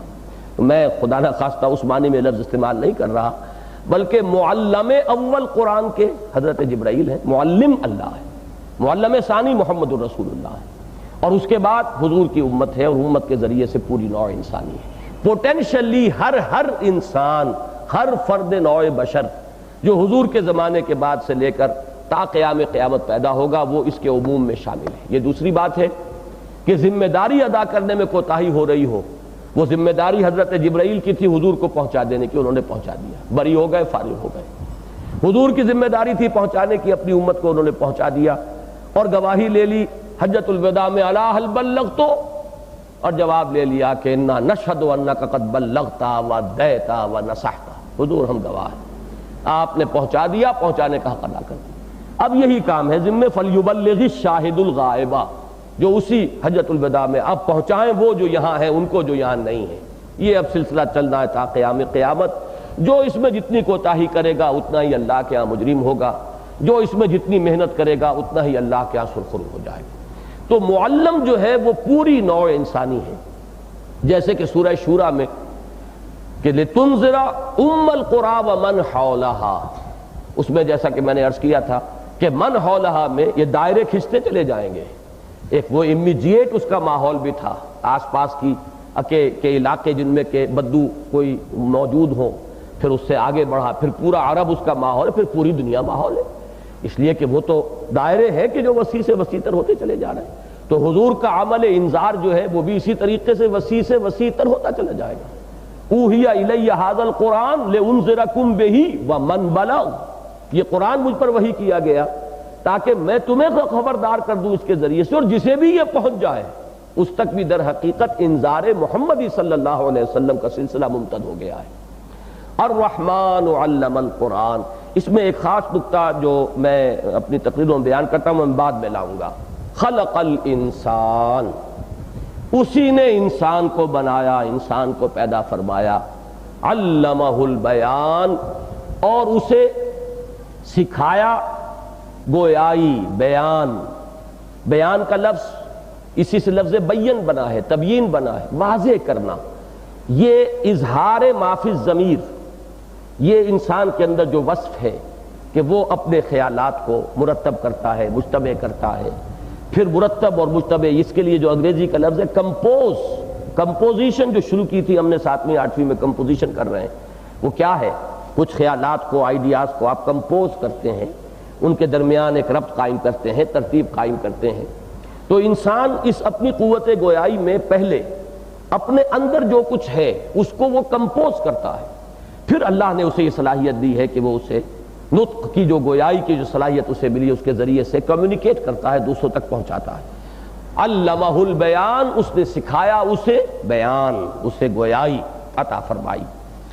اس میں ایک خاص نکتہ جس کی طرف میرا ذہن منتقل ہوا وہ یہ ہے کہ ان 4 آیتوں میں ایک قدر مشترک یہ ہے کہ چوٹی کی شے ہے 4 میدانوں کی جس کا ذکر ہو رہا ہے۔ اللہ کے ناموں میں اگرچہ میں عرض کر چکا ہوں کہ اہم ترین، معروف ترین، مشہور ترین نام اللہ ہے، لیکن محبوب ترین نام اور حسین ترین نام وہ رحمان ہے، اس لیے کہ ہمیں سب سے زیادہ حاجت تو اس کی رحمت کی ہے، ہم رحمت کے محتاج ہیں۔ وہی رحمت مبدع بنی ہے، منبع بنی ہے اس خلق کا۔ من نہ کردم خلق تا سودے کنم بلکہ برتابر خلق جودے کنم، یہ اللہ کی جود ہے، اس کی سخا ہے، اس نے اپنے خزانہ سخاوت سے ہمیں یہ نعمت وجود عطا فرمایا ہے۔ تو اصل میں ہم محتاج ہیں رحمت کے۔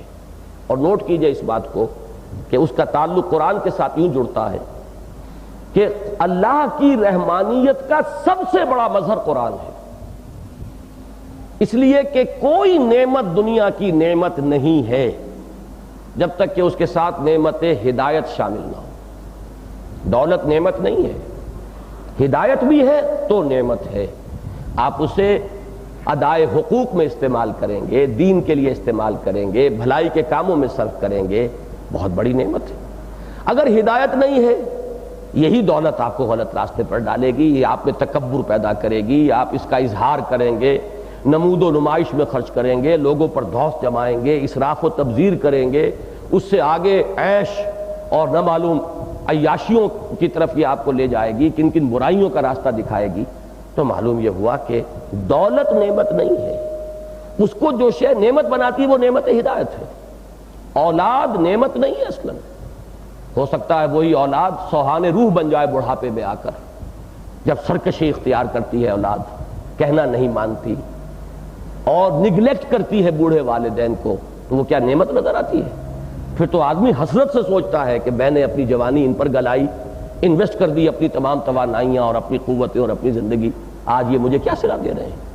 پھر یہ کہ ہو سکتا ہے کہ اس کے بعد بھی وہ اس کے عذاب میں اضافے کا سبب بنتے چلے جائیں، اگر اس کی اپنی کوتاہی رہی ہے ان کی تربیت کے اندر، اس کی کوئی کوشش نہیں ہوئی انہیں صحیح رخ پر پروان چڑھانے کی، تو وہی تو اس کے عذاب کے اضافے کا سبب بنتے چلے جائیں گے۔ تو اولاد فی نفس ہی نعمت نہیں، ہاں نعمت ہدایت ہو تو کیا کہنے ہیں، وہی اولاد ہے صدقہ جاریہ بنے گی۔ وہ اولاد جیسے شاہ ولی اللہ دہلوی کے 4 بیٹے، شاہ عبد القادر، شاہ عبد العزیز، شاہ عبد الغنی کا معاملہ ذرا کم رہا تو شاہ اسماعیل شہید ان کے بیٹے، شاہ عبد الغنی معروف نہیں ہو سکے، ورنہ یہ کہ باقی شاہ عبد القادر، شاہ عبد العزیز، شاہ رفیع الدین، شاہ عبد الغنی، یا جیسے کہ شیخ احمد سرہندی حضرت مجدد الفسانی کے 4 بیٹے، انہیں بھی اللہ نے 4 بیٹے عطا فرمائے، اور چاروں جو ہیں اسی رخ پر ہیں، امام ہیں اپنے علم میں، تصوف میں۔ تو اس سے بڑی نعمت اور کوئی نہیں، لیکن کب؟ جبکہ نعمت ہدایت ساتھ ہو۔ اسی پر آپ قیاس کرتے چلے جائیے، اقتدار ایک نعمت ہو سکتی ہے بشرطے کہ نعمت ہدایت ہو، پھر آدمی پھر حضرت داؤد اور حضرت سلیمان کا کردار اختیار کرے گا، اور یہی اقتدار جو ہے خناس پیدا کرنے کا موجب بن جائے گا۔ اگر ہدایت نہیں ہے پھر انسان پھر وہ فرعون اور نمرود کا کردار اختیار کرے گا۔ کوئی شے نعمت نہیں جب تک کہ نعمت ہدایت نہ ہو، اور نعمت ہدایت اپنی تمام اور کمال کی صورت میں قرآن مجید کی صورت میں ظاہر۔ یہ الہدا ہے، صرف ہدایت نہیں، الہدا۔ قرآن مجید کہیں تو اس لفظ کو لاتا ہے نکرہ، سورہ مائدہ میں تورات انجیل دونوں کے لیے فیہ ہدم و نور، فیہا ہدم و نور، اس میں ہدایت بھی تھی، نور بھی تھا، ہدن۔ اور قرآن الہدا، هو الذی ارسل رسولہ بالہدا ودین الحق لیظہرہ علی الدین کلہ۔ یہ یہاں پر آ کر اگرچہ ہدن کا لفظ بھی آیا ہے، اس میں نکرہ تفخیم کے لیے ہم لیں گے، جیسے کہ سورہ بقرہ میں آیا ہے جہاں روزے کا اور رمضان کا بیان ہے، شہر رمضان الذی انزل فیہ القرآن ھدی للناس وبینات من الہدی، اب یہاں پھر الہدی والفرقان۔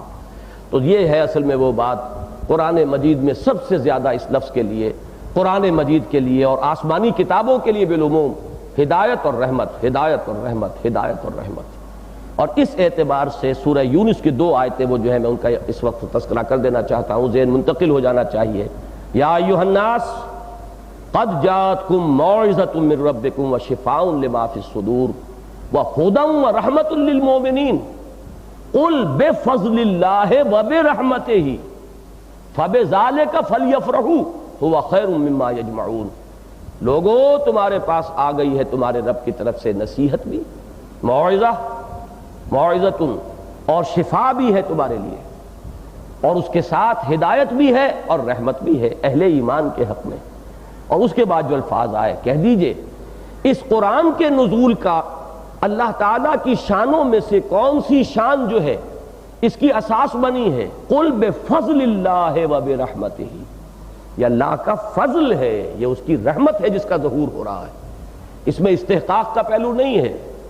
اب یہ پھر ایک اور بہت اہم فلسفہ دین کے ایک بہت اہم ایشو کے ساتھ یہ بات جو ہے متعلق ہے کہ در حقیقت انسان کی مسئولیت جو ہے وہ ان صلاحیتوں کی بنیاد پر ہے جو اللہ نے انسان کے اندر ودیت کر کے اسے یہاں بھیجا ہے۔ فَجَعَلْنَاهُ سَمِيعًا بَصِيرًا اِنَّا خَلَقْنَا الْإِنسَانَ مِن نُطْفَةٍ أَمْشَاجٍ نَبْتَلِيهِ فَجَعَلْنَاهُ سَمِيعًا بَصِيرًا، ہم نے آزمانے کے لیے پیدا کیا انسان کو، جانچنے اور پرکھنے کے لیے دنیا کی زندگی دی ہے، تو ہم نے اسے سمیع اور بصیر بنایا ہے، سماعت اور بصارت ہے، اسے عقل کی قوت دی ہے، اس میں حص رکھ دی ہے نیکی اور بدی کے امتیاز کی، وَنَفْسٍ وَمَا سَوَّاهَا فَأَلْهَمَهَا فُجُورَهَا وَتَقْوَاهَا، اور ایک اور چیز یہ ذرا خفی شے ہے، اس کے دل میں معرفت، اپنی معرفت ودیت کر کے بھیجا ہے۔ انسان مسئول ہے قیامت کے دن ان باتوں کی بنیاد پر۔ یہ مزید فضل ہے اللہ کا، یہ اس کی رحمت ہے کہ اس نے کتابیں نازل فرمائی، اس نے وحی نازل فرمائی، اس نے نبیوں کو بھیجا، اس نے رسولوں کو بھیجا، یہ در حقیقت اللہ کا فضل ہے اور اس کی رحمت ہے۔ یہی وجہ ہے کہ نبوت کے لیے یہ لفظ رحمت بہت کثرت سے آیا، اور پھر حضور صلی اللہ علیہ وسلم پر جب یہ رحمت اپنے مقام کمال کو پہنچی ہے تو رحمت للعالمین، یہ ہے آپ کی وہ نمایاں ترین حیثیت کہ یہاں وہ رحمت خداوندی جو ہے اپنے نقطۂ عروج کو پہنچ گئی۔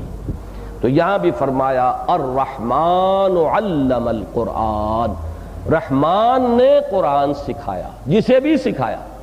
دیکھیے اس کو بھی نوٹ کیجئے، ہم یہ جانتے ہیں کہ سلسلہ اسباب کتنا ہی طویل ہو، کسی سورج نے اپنی تمازت سے فصل کو پکایا ہو، بارش نے اسے سینچا ہو، ہواؤں نے اس کو تقویت دی ہو، کسان کا خون پسینہ لگا ہو، پھر اس کو کاٹا گیا ہو، لایا گیا ہو، پھر پیسا گیا ہو، روٹی پکائی گئی ہو، تب ایک لقمہ ہم تک پہنچا۔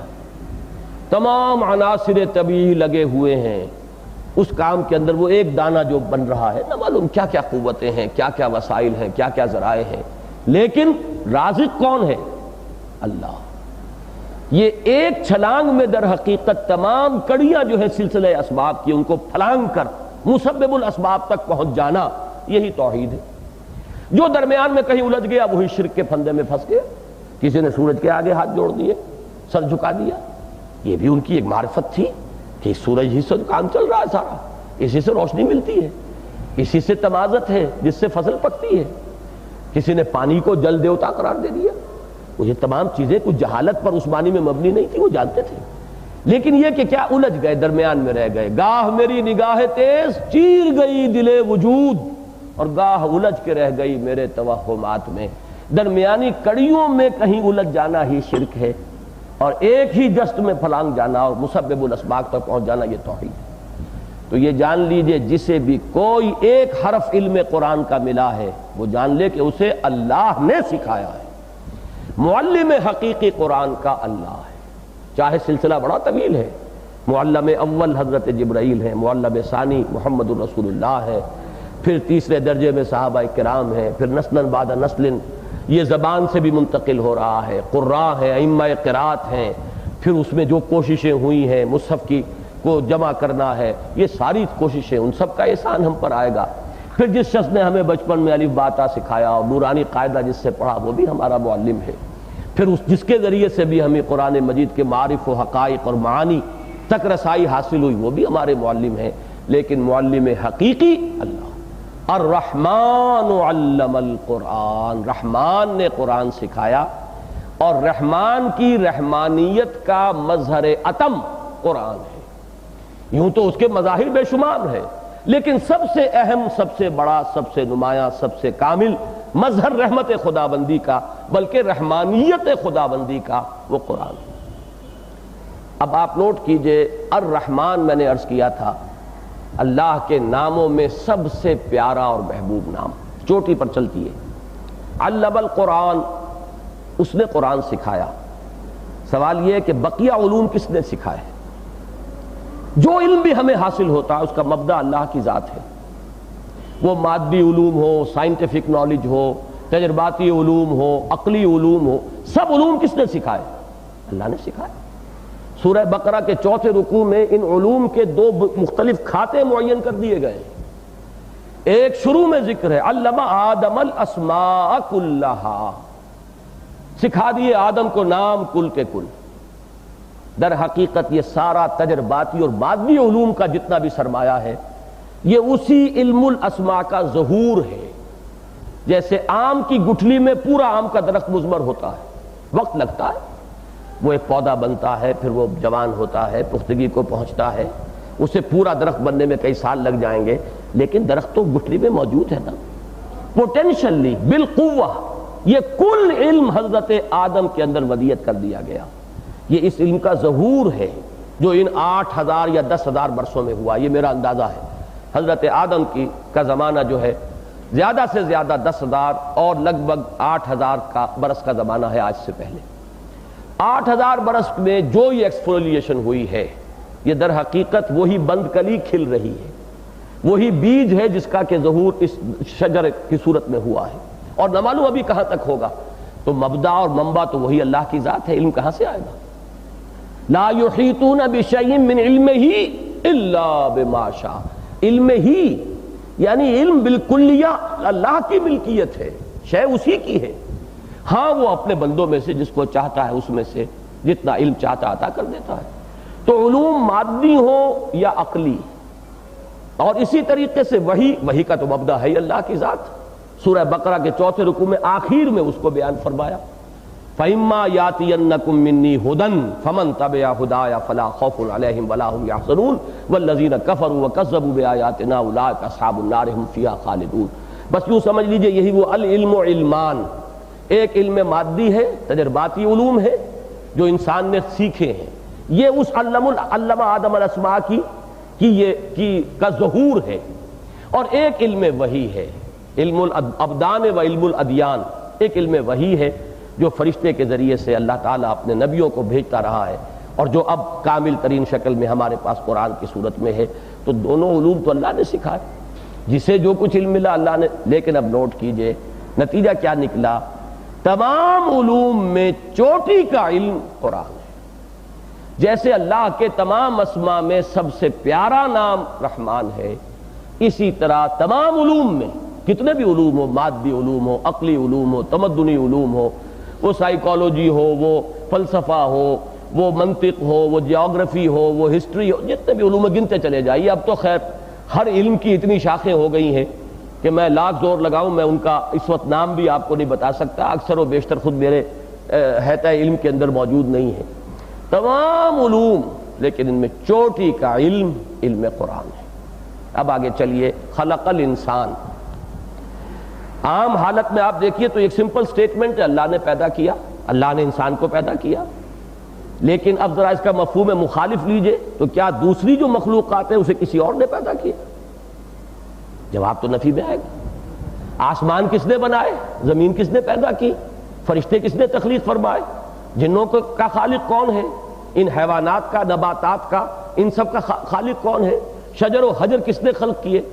مخلوقات میں چوٹی کی مخلوق انسان ہے۔ یہی وہ چیز ہے جس تک کہ سائنس بھی بہرحال پہنچی ہے، چاہے درمیان میں اس کی جو درمیانی کڑیاں ہیں ان سے آپ اتفاق کریں، اختلاف کریں، اس میں گمراہی ہو، اس میں جو بھی کچھ ہو، لیکن یہ ہے کہ ظاہر بات ہے کہ جمادات سے اوپر نباتات سے اوپر حیوانات، اور حیوانات میں ایوولوشن ٹری کے ٹاپ پر کھڑا ہوا ہے ہومو سیپینس، انسان۔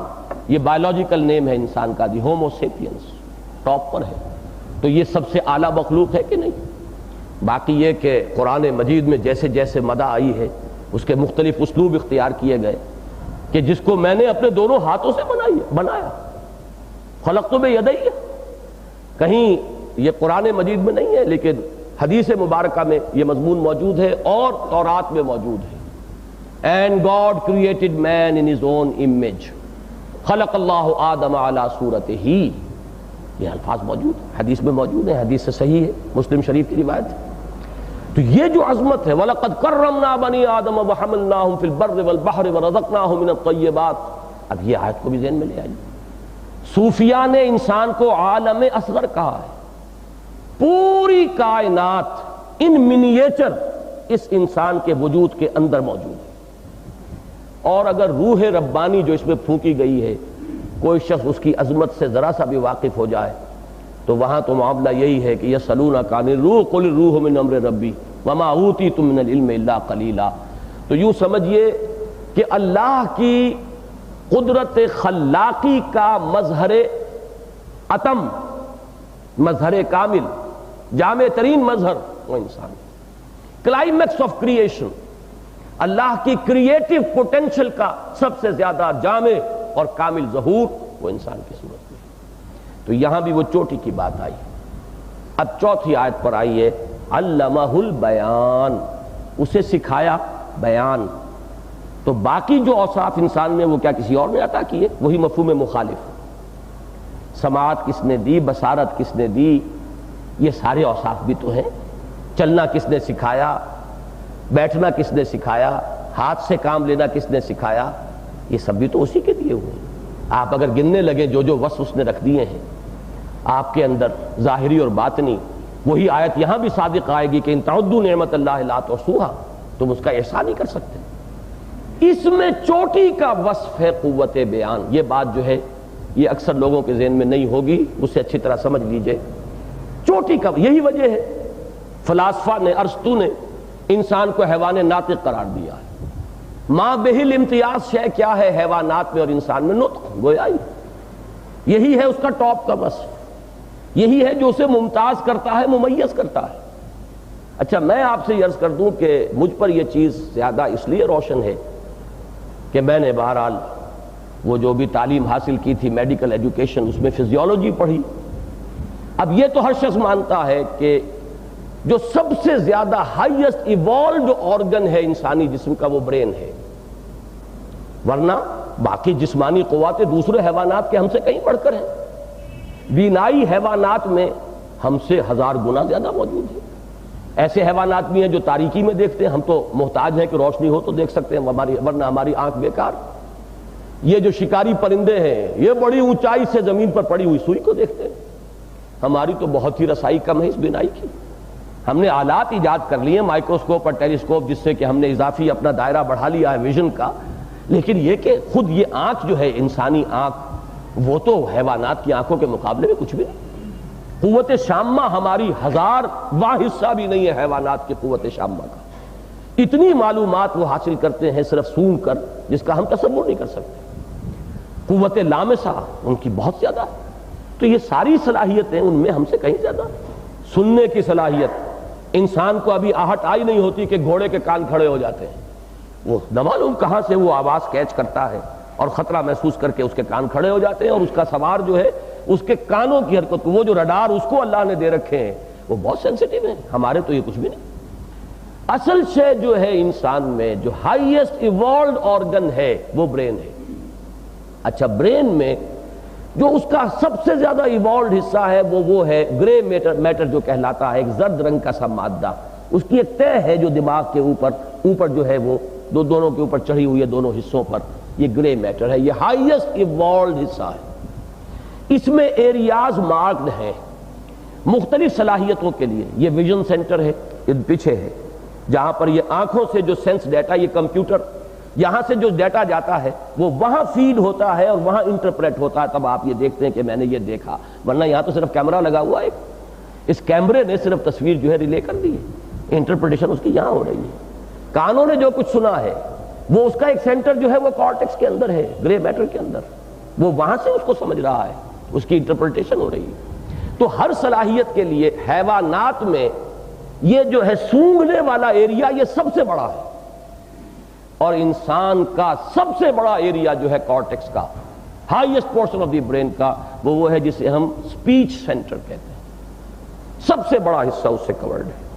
اور سپیچ سینٹر کو پھر 2 حصوں میں تقسیم کیا جاتا ہے، سینسری حصہ اس کا اور موٹر حصہ، اور سپیچ کے یہ دونوں حصے ہیں۔ آپ جب اخذ کرتے ہیں، معلومات جمع کرتے ہیں، ان کو مرتب کرتے ہیں، جس کو میں نے کمپوزنگ سے تعبیر کیا تھا، یہ اس کا سینسری پارٹ ہے جو آپ کو مل رہا ہے، یہ فیڈنگ ہو رہی ہے۔ اس کا موٹر پارٹ جو ہے وہ کنٹرول کرتا ہے ان اعضاء کو جن سے آپ وائسز کریٹ کرتے ہیں۔ یہ لپس ہیں، یہ آپ کا لیرنگس ہے، کارڈز ہیں، مختلف جو آوازیں آپ نکالتے ہیں، یہ اس موٹر حصہ جو ہے اس کا، وہ اس کو فاعلی حصہ، وہ انفعالی حصہ، یہ فاعلی حصہ، وہ سینسری اور یہ موٹر، اور ان دونوں پر مشتمل جو ہے وہ سب سے بڑا ایریا جو ہے کارٹیکس کا ہیومن برین میں، وہ اسپیچ سینٹر ہے۔ تو جان لیجئے کہ انسانی صلاحیتوں میں عظیم ترین صلاحیت وہ قوت بیان ہے، اور عجیب بات ہے انگریزی میں بھی اس کے لیے لفظ اسپیچ آیا ہے، اسپیچ سینٹر۔ اسپیچ، سینسری اور موٹر دو اس کے پارٹ ہیں، لیکن ہے اس کے لیے جو جامع لفظ ہے اسپیچ سینٹر ہے۔ باقی تمام صلاحیتیں جو ہیں وہ نیچے رہ گئی ہیں، بلکہ ریٹروگریشن ہے اس میں، بجائے ارتقاء کے اس کے اندر کچھ کمی ہوئی ہے۔ حیوانات سے ہماری جسمانی قوت بہت کم ہے، نہ شیر کی سی طاقت ہے، نہ ہاتھی کی سی طاقت ہے، نہ اس کی سی جسامت ہے۔ ظاہر بات ہے کہ ان چیزوں میں تو ہم حیوانات سے بہت پیچھے رہ گئے، لیکن یہ کہ جو شے ہے وہ یہ ہے جس نے ان حیوانات کے اوپر ہمیں تسلط عطا فرمایا ہے کہ ہاتھی کو بھی لیے پھرتے ہیں اور شیر کو بھی سدھا لیتے ہیں، یہ سارا کچھ تو یہی ہے۔ اور اس میں جو ٹاپ کی شے ہے اس میں سب سے بڑا ایریا جو ہے آپ کے کارٹیکس میں، وہ اسپیچ سینٹر ہے۔ الرحمن علم القرآن خلق الانسان علمہ البیان، یہ 4 سٹیٹمنٹس ہیں، بلکہ سٹیٹمنٹس تو 3 ہیں، جملے 3 ہیں، آیتیں 4 ہیں۔ الرحمن علم القرآن آیتیں 2 ہی، سٹیٹمنٹ 1 مکمل ہوا۔ خلق الانسان دوسرا سٹیٹمنٹ ہے، دوسری خبر ہے۔ تیسرا علمہ البیان، یہ تیسری خبر ہے، تیسرا جملہ ہے۔ ان میں لیکن 4 میں تقسیم کیوں کیا، اب یہ اس کی حکمت میں آپ کے سامنے بیان کروں گا، واللہ عالم۔ یہ چیزیں وہی ہیں جو ہمارے قیاس سے متعلق ہیں، صحت بھی ہو سکتی ہے، اس میں غلطی بھی، خطا بھی ہو سکتی ہے۔ ان 4 چیزوں کو سامنے لا کر ایک آگے معاملہ رکھا ہے، ایک گیپ ہے جس کو اب آپ خود فل کر سکتے ہیں۔ ذرا سی منطق بھی نطق سے متعلق ہے، ذرا سی منطق ہو، ذرا سا لاجک ہو، ذرا سا کلام کو اس کے سیاق کی طرف لے جانے کی صلاحیت موجود ہو، کہاں جا رہا ہے کلام، کدھر لے کر جا رہا ہے۔ اور کلام کی فصاحت و بلاغت کا ایک حصہ یہ ہوتا ہے کہ جو نتیجہ آبویس ہو بالکل، اس کو بیان نہ کیا جائے، لیو اٹ۔ آپ اس میں ڈیپینڈ کیجئے سننے والے کی ذہانت پر، وہ وہاں پہنچے گا تو اسے خوشی بھی ہوگی، اسے انشراح بھی ہوگا، وہ سمجھے گا یہ میری دریافت ہے۔ اور اگر محض آپ نے اس کو پڑھا دیا ہے تو وہ لے لے گا، قبول کر لے گا، لیکن اس کے ساتھ اس کی وہ جو ایک جذباتی سینٹیمنٹل اٹیچمنٹ ہے وہ کبھی نہیں ہوگی۔ لہذا جو چیز نتیجے کے طور پر نکل رہی ہے اس کو وہاں پر آپ، اور اس کے لیے میں نے جو مثال اکثر بیان کی ہے وہ ہائی اسکول کے زمانے میں نسبت و تناسب کا ایک معاملہ ہوا کرتا تھا، ریشیو پروپورشن کا قاعدہ۔ 3 ویلیوز گیون ہیں، چوتھی ویلیو تلاش کرو، اس کی جو نسبت اس کے ساتھ ہے وہی نسبت اس 6 کی کس کے ساتھ ہوگی، تو 3 گیون ویلیوز ہوں گی، چوتھی ویلیو آپ کو تلاش کرنی ہے۔ 4 جملوں میں، 4 آیات میں 4 چوٹی کی چیزیں آئیں، سٹیٹمنٹس 3 بنے، 3 گیون فیکٹس ہیں جو سامنے آ گئے، چوتھا نکالیے کیا ہوگا۔ رحمان نے قرآن سکھایا، تمام علوم میں چوٹی کا علم، اسی نے انسان کو بنایا، تمام مخلوقات میں چوٹی کی مخلوق، اسی نے انسان کو بیان کی صلاحیت دی، اس کی تمام صلاحیتوں میں چوٹی کی صلاحیت۔ چوتھا نتیجہ کیا ہوگا، اس کی اس چوٹی کی صلاحیت کا ایک ہی صحیح مصرف ہے کہ قرآن کو بیان کرے، اس لیے کہ جس درجے کی صلاحیت ہے اس کا ہدف، اس کا استعمال اسی درجے کی شے پر ہونا چاہیے۔ ورنہ ہمارے ہاں جو ایک محاورہ ہے کہ توپ سے مکھی مار رہے ہیں، یہ اس کے برعکس ایک کیفیت جو ہے اس کو آپ ایک محاورے میں طنزی انداز میں کہتے ہیں کہ جو اگر دشمن بہت ہی کمزور ہے تو اس کے لیے بہت زیادہ لمبی چوڑی تیاری کی کیا ضرورت ہے، اس کے لیے اتنی ہی تیاری کی جائے گی، توپ فراہم کرنا مکھی کو مارنے کے لیے۔ اگر آپ کے پاس ایک نہایت اعلیٰ درجے کی صلاحیت ہے اور اسے آپ کسی گھٹیا مقصد کے لیے استعمال کر رہے ہیں، وہ گھٹیا مقصد جو کسی اور صلاحیت سے بھی استعمال کیا جا سکتا ہے، اگر آپ نے اپنی قوت بیانیہ کو روٹی کمانے کا ذریعہ بنایا ہے تو اس سے بڑی توہین اس قوت بیان کی کوئی نہیں۔ وہ روٹی جو آپ کے ہاتھ پاؤں بھی کما سکتے تھے، اور بہترین جو ہے روٹی وہی ہے کہ جو ہاتھ پاؤں سے کمائی گئی، جس کو کسب کیا گیا ہو اور جس کے لیے انسان نے محنت جسمانی جو ہے اس کے اندر صرف کی ہو۔ اعلیٰ ترین روٹی وہی ہے، حلال ترین رزق وہی ہے۔ قوت بیانیہ یہ تو توپ ہے جو اللہ نے تمہیں عطا کی ہے، اس کو اس کام پر لگانا۔ یہ در حقیقت جو ظلم کی تعریف ہے، ظلم کیا ہے؟ وضع شے فی غیر محلہ، کسی شے کی اس میں نفی نہیں ہوتی، کسی شے کو اس کے اصل مقام سے ہٹا دینا، یہ ظلم ہے۔ قوت بیانیہ کو، صلاحیت بیانیہ کو کسی اور مقصد کے لیے صرف کرنا، حصول اقتدار، بائی اوریشن، ایک شخص ڈیماگوگ ہے، بہت بڑا خطیب ہے اور وہ اسے اپنے حصول اقتدار کا زینہ بنا رہا ہے، کوئی شخص ہے جو اسے اپنے پیسہ کمانے کی ایک مشین بنا رہا ہے، کسی نے اسے کسی اور شہرت حاصل کرنے کا ذریعہ بنایا ہے، کسی نے کسی اور چیز کے، یہی در حقیقت اس کا مس یوز ہے، یہی ظلم ہے۔ وضع شے فی غیر محلہ، اس کا ہدف ایک ہی ہونا چاہیے، بیان کرو قرآن کو۔ اس بیان میں اب میں نے عرض کر چکا ہوں سینسری اور موٹر دونوں پارٹس ہیں، گویا قرآن کا علم سیکھنا اور سکھانا یہ اعلیٰ ترین کام ہوگا، اور جو نتیجہ ہم نے نکالا ہے اس منطق کی روح سے وہ ہے وہ حدیث نبوی علی صاحب الصلاۃ والسلام، خیرکم من تعلم القرآن وعلمہ۔ خیر کا لفظ عربی زبان میں سپرلیٹو کے انداز میں بھی آتا ہے، کمپیریٹو کے انداز میں بھی آتا ہے۔ جب اس کے بعد من ہو، انا خیر من ہو، میں اس سے بہتر ہوں، تو بہتر ترجمہ کیا جائے گا۔ جب مطلقاً ہو، کوئی تقابل میں کوئی شے نہ آئی ہو، من کے ساتھ کسی اور چیز کو سامنے نہ لایا گیا ہو، تو پھر وہ سپرلیٹو ڈگری ہے، ہاں ترجمہ بہتر نہیں ہوگا، بہترین ہوگا۔ خیرکم، دی بیسٹ امنگ یو، بہترین لوگ تم میں سے وہ ہیں جو قرآن سیکھیں اور سکھائیں، قرآن سمجھیں اور سمجھائیں۔ ان کا وہ سینسری سپیچ سینٹر جو ہے وہ بھی میکسیمم آکوپائیڈ ہو قرآن سے، اور ان کا وہ موٹر سپیچ سینٹر جو ہے وہ بھی میکسیمم امپلائی ہو قرآن کے لیے، کہ قرآن کو بیان کر رہا ہو، قرآن کو پہنچا رہا ہو۔ اب دیکھیے قوافی بھی جڑتے ہیں اس حدیث کے، عجیب بات ہے، یہ صرف ایک ذوق کی چیزیں ہیں، یہ کوئی نہ دلیل اور منطق اس میں نہیں ہے اور اس طرح کے کوئی معنی نہیں ہے اس میں، لیکن یہ ایک ذوق کی چیز ہے۔ عجیب بات ہے، یہ حدیث آئی کس سے ہے؟ راوی کون ہے؟ عثمان ابن عفان، وہی یہ قافیہ جڑتا چلا جا رہا ہے۔ خیرکم من تعلم القرآن وعلمہ، حدیث کس سے؟ عن عثمان ابن عفان رضی اللہ تعالی عنہ، الرحمن علم القرآن خلق الانسان علمہ البیان خیرکم من تعلم القرآن وعلمہ۔ بس میرا خیال ہے کہ آج ہم اسی پر اکتفا کرتے ہیں۔ اللہ تعالیٰ جو آج کے درس کا ماحصل ہے، جس حدیث نبوی پر آج ہم اپنی گفتگو کو ختم کر رہے ہیں، ہمیں توفیق دے کہ ہم صرف یہ سن کر اور ذہن کے کسی خلیے میں اس کو صرف بند کر کے نہ رکھ چھوڑیں، بلکہ یہ کہ اس کے اندر ایک جذبہ ابھرے، ایک امنگ پیدا ہو۔ حضور کی اس حدیث کے اندر ظاہر بات ایک تشویق ہے، ترغیب ہے۔ کون شخص نہیں چاہتا جو ہے جستجو کے خوب سے ہے خوب تر کہاں؟